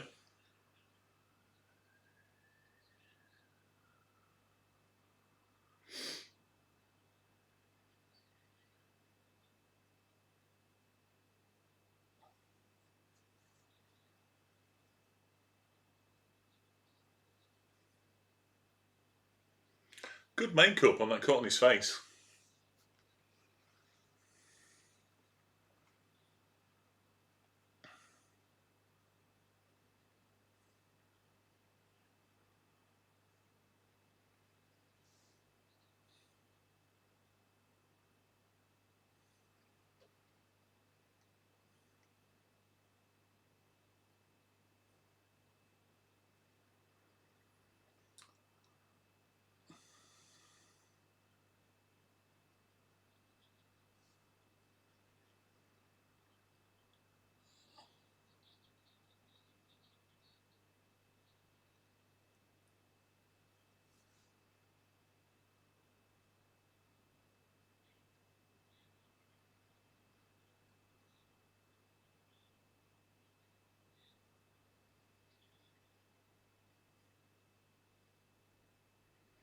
Mm. They're honestly looking, they're all gone.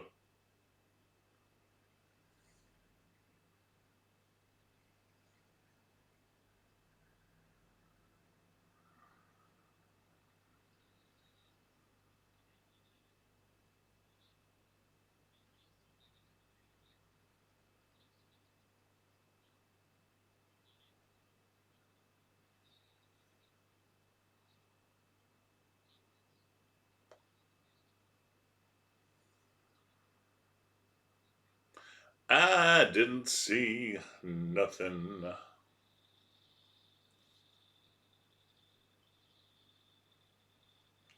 Well, like they were sneaking out, right, dead of night, and then they switched the engine on, and it's rittly rattling.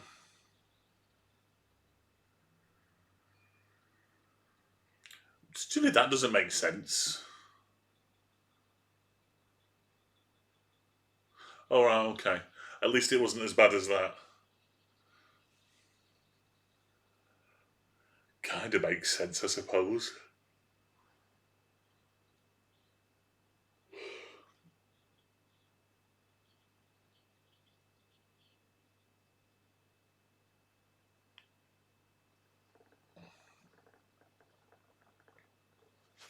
I think this film stroke story would be better if they were called The Grapes and they were from the town of Roth. So it was about the grapes of Roth, and they were just like a really nice family. What a surprise. It's broken down.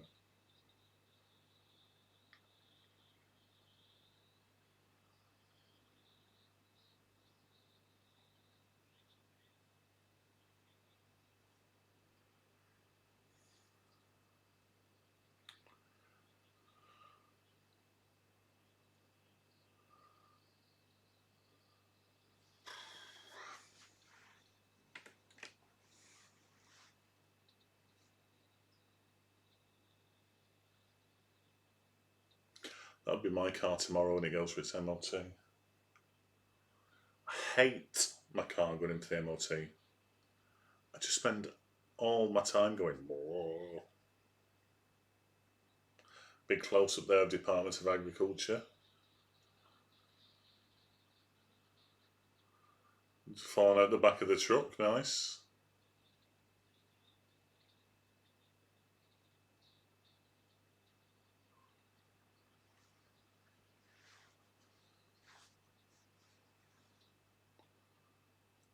Looks like the bloody man from Del Monte. Oh. He's dressed nothing like anybody else. He looks like he's from the future.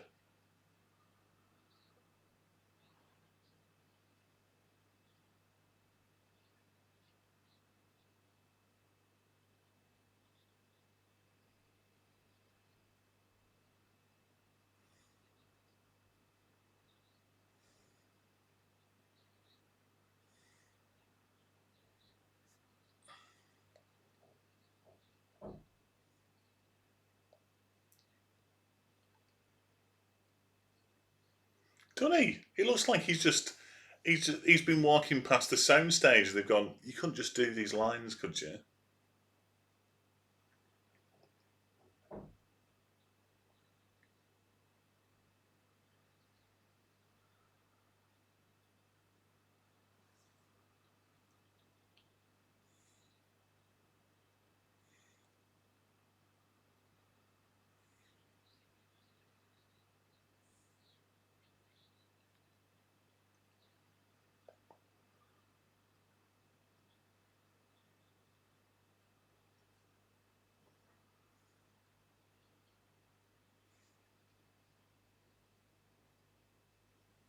No.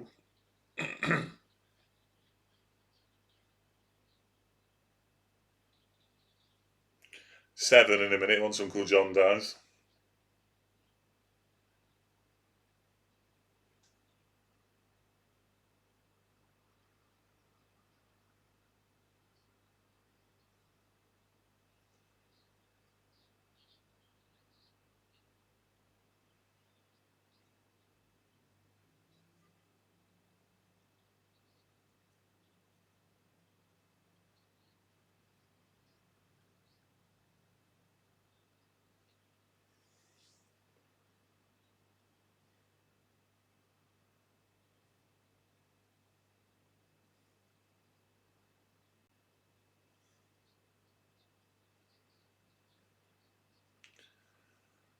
It just seems a bit too good to be true, this, doesn't it?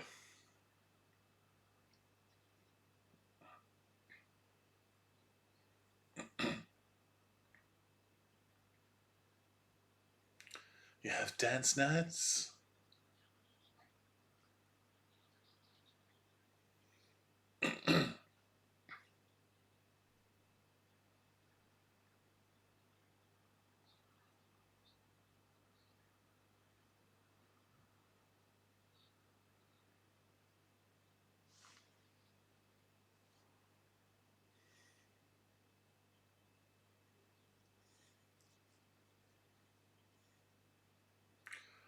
Oh, it is. It's going to be cannibals or something like that.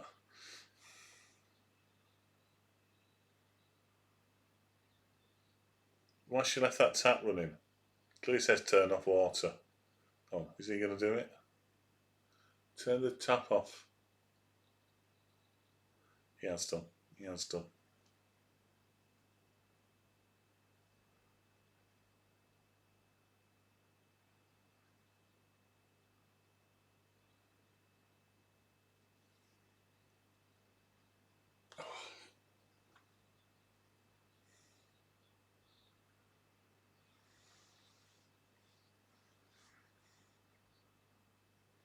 Some white things made out of dish stuff.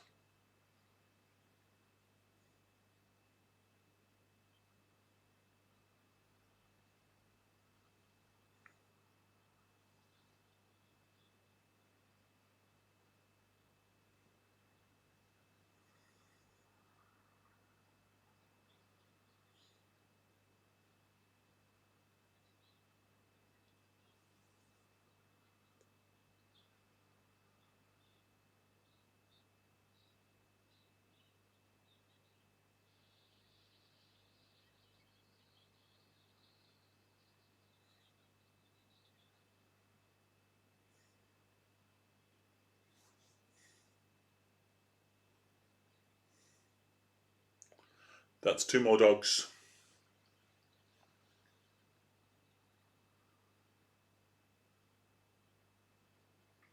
God, I'm ready for a nap, mate. I'm knackered.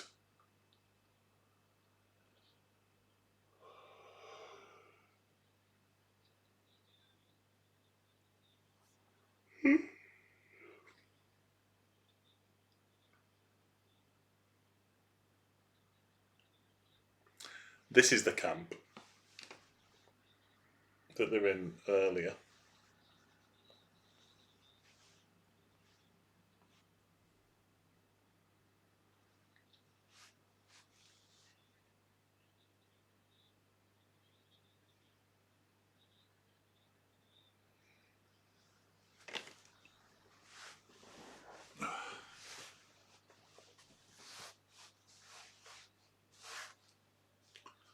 What is a red anyway,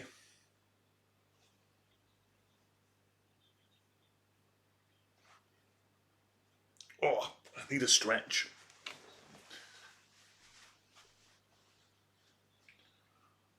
Oh.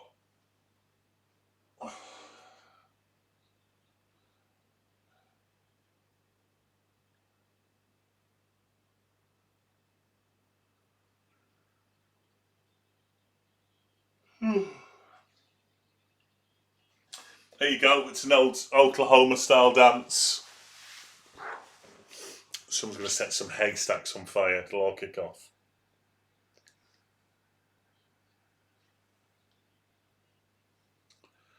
Round and round the mountain when she comes.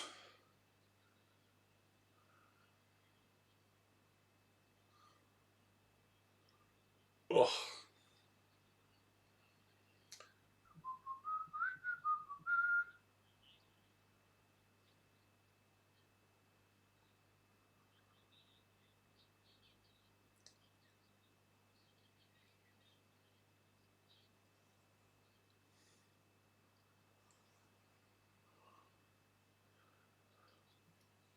So why is she swinging around the tent pole?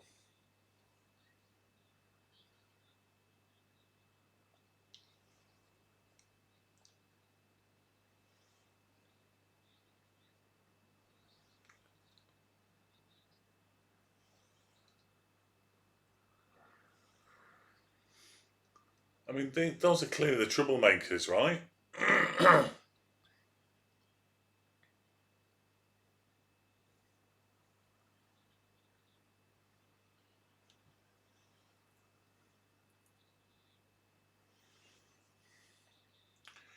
You've literally missed nothing.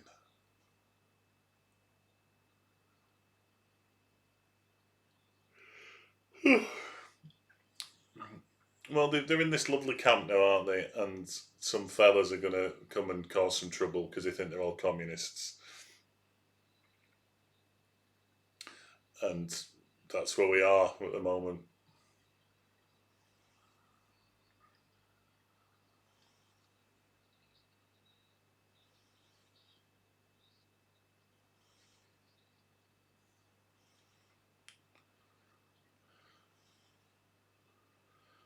Yeah, and Henry Fonda's living the line. What is these Reds anyway? People keep telling me about them. Who is these Reds?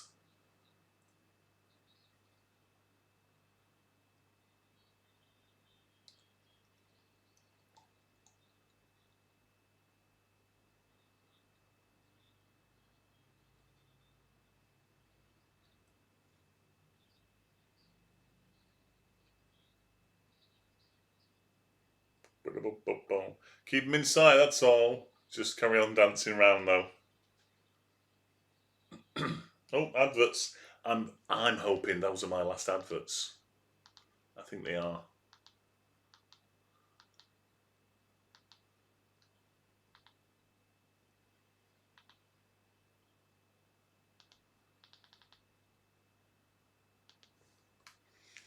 Oh, next time it just finishes. It does look a bit carry on camping.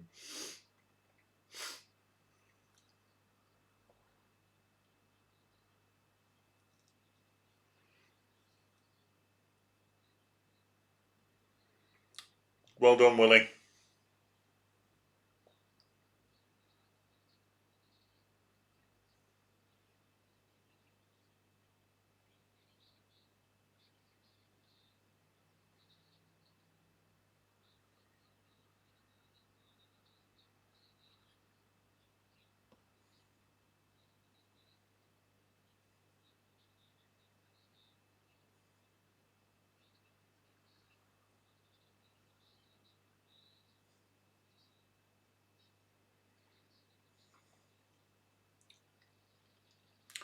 If you're going to sock 'em where they're not going to bleed.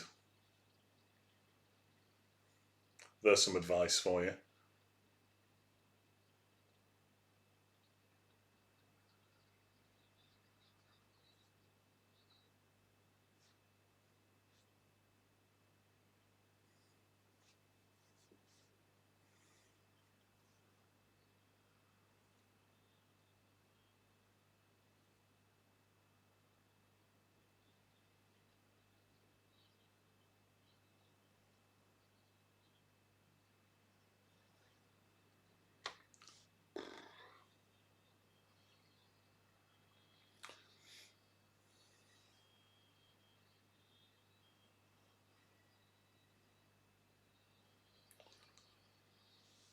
Oh, here we go, doing a bit of a dance. He was all lonely, but now he's not.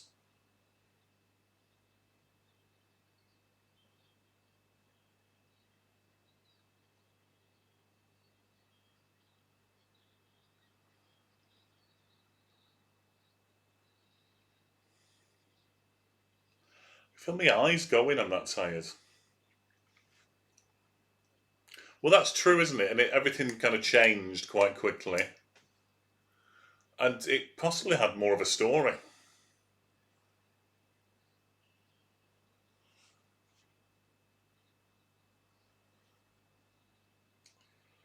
As if this wasn't anything. They'd watch any old crap, wouldn't they, back in 1940?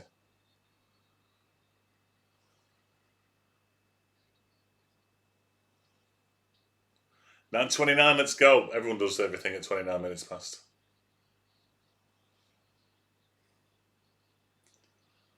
I mean, it's clearly all been leading up to this.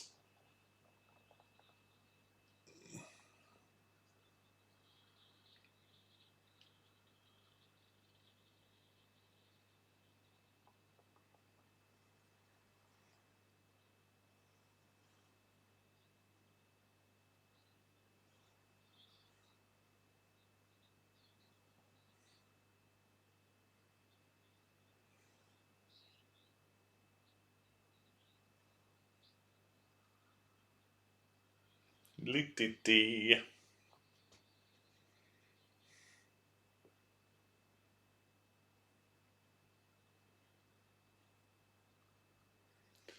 This white-haired old fella is proper odd.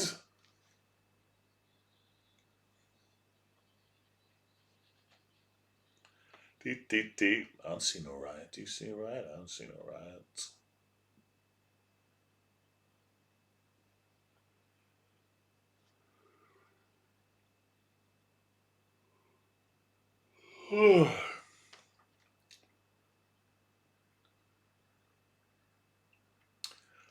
The only people that have ever seen this film are the people who are told they have to watch it.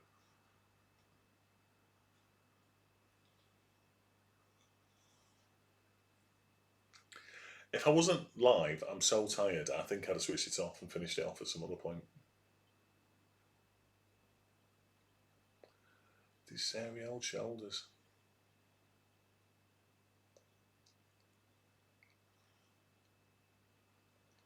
What's going on here? They're finally going to get him for that murder.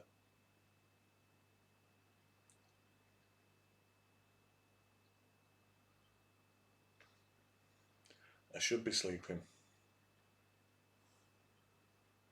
So tired.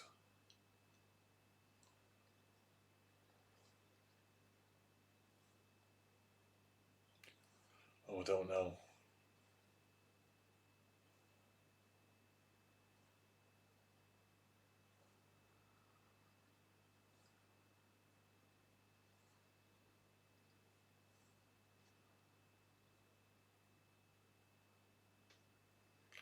I'll be looking for him. Be looking for him. It ends with him getting bloody hung, I'm telling you.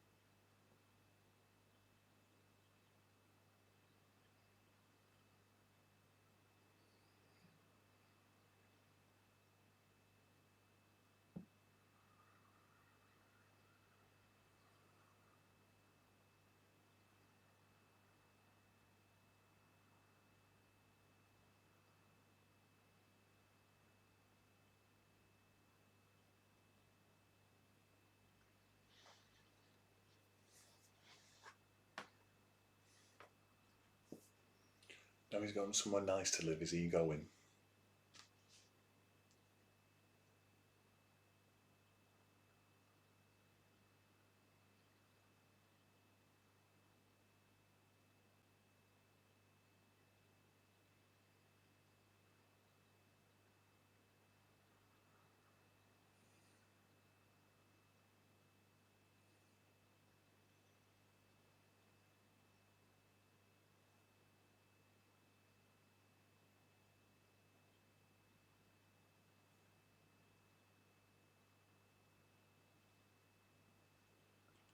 Is Uncle Phil dead? Bye, Tommy.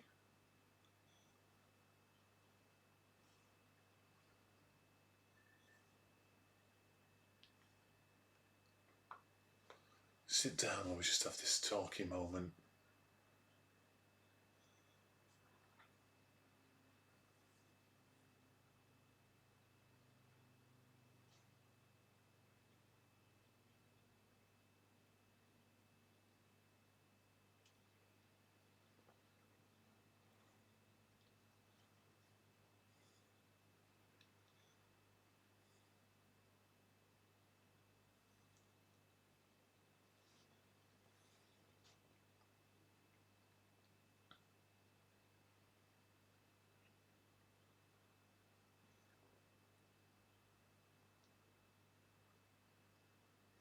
What he said, what he done.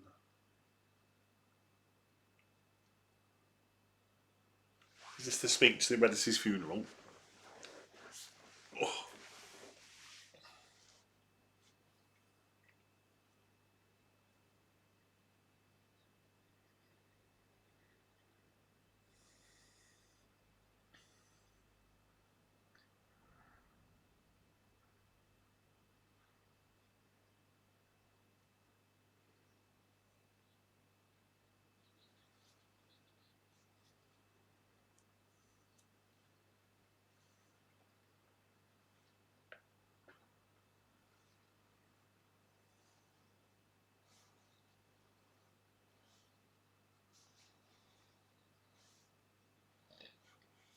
I don't know. I'm like, like the Hardy fact we had before, which was he wrote depressing stuff so that people go, at least my life's not that bad.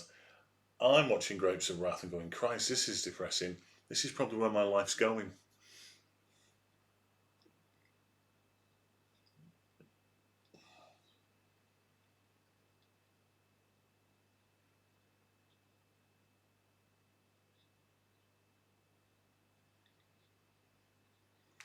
Why had she not led with hurt? She said, they could kill you and I wouldn't know. They could hurt you and I wouldn't know. Surely you'd go the other way around.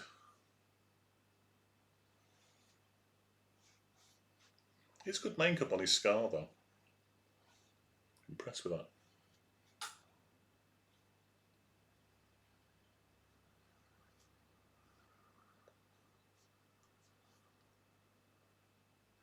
Doesn't it feel like? It feels like the last film on the third day of a watchathon. You're like going, come on, 7 minutes to go, we can do it. It's nearly there.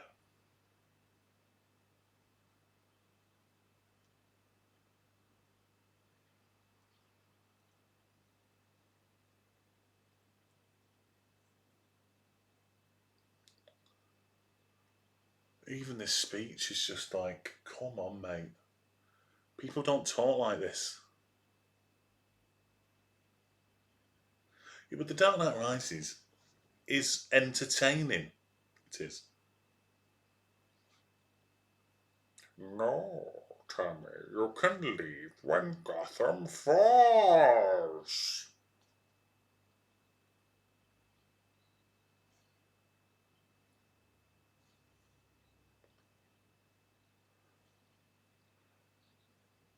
Goodbye, Tommy. You're now a serial killer, but off you pop.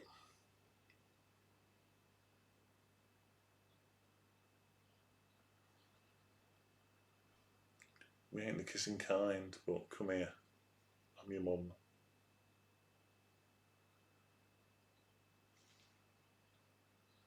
Top of the world. It's one of my best ones, I think. No, you can die when Gotham falls. People of Gotham, I couldn't pick a better mask that gave me a more threatening voice than this one. A nice silhouette. Keep me burning. Keep Gotham burning till the break of day. Oh, I thought it was going off then.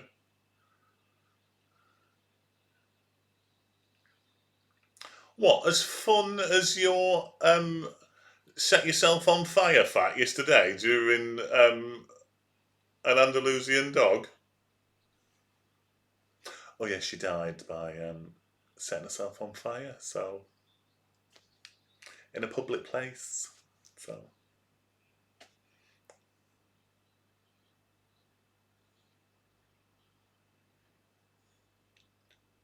all aboard for the fun train. Whoop whoop. They were. That's because they all bloody died. Why are they leaving the camp now? Or is it because she's having a baby? No, because they're all leaving with all the stuff.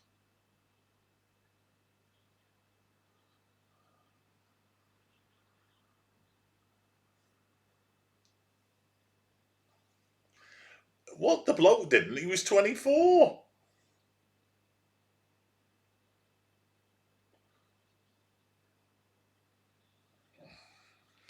I like how these things like. I mean, she's virtually had the same dress on the whole film. So, poor. Oh, they're leaving because they have to leave because all the work's done.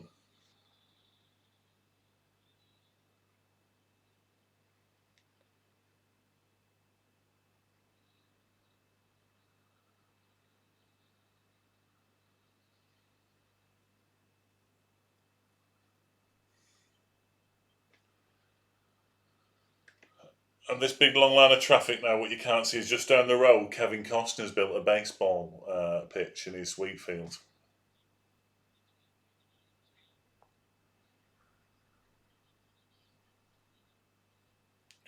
Maybe 20 days, maybe no days.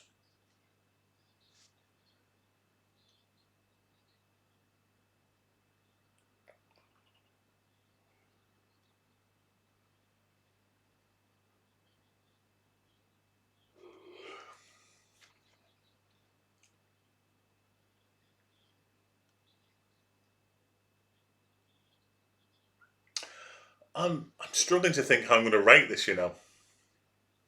Performances are good, looks good, but fucking hell, it's bleak. We're not getting a happy ending, are we? There's no way we're getting a happy ending here.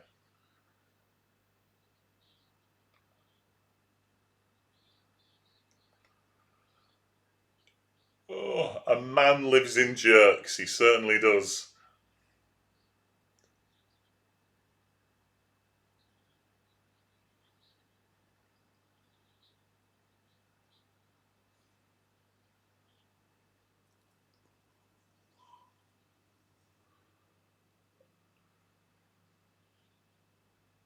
He's clearly not listening to her.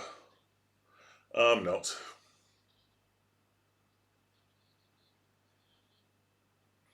Pa can't read. Pa just looks at the Daily Mail pictures. He's kind of got no jaw. It's kind of thing is right now.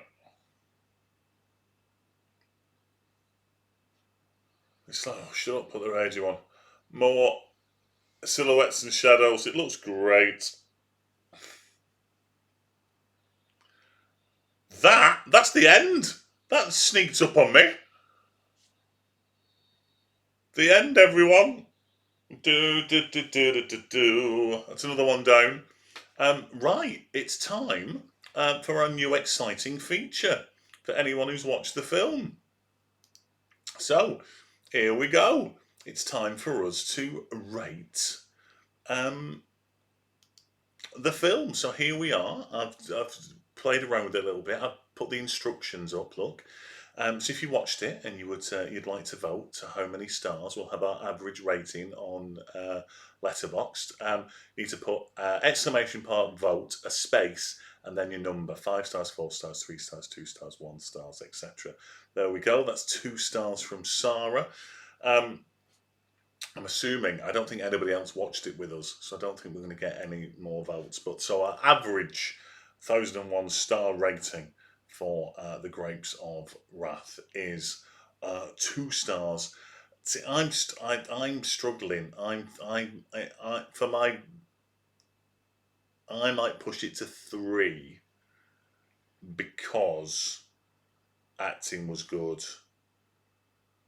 it looked good, but it was proper bleak. Yeah, yeah. There's no half marks there.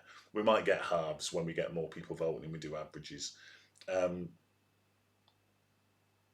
but I'll go for an average of 2, but I might stick it 3 for my letterbox. Right, so there we go. Thank you very much. Results are in. And with that, everyone, thank you very much for joining me. I don't know when I'm going to go live again, but I might pick a slightly more upbeat one. Perhaps a 3-hour film of a man just hitting his head with a pan over and over again. So until next time, everyone, bye bye.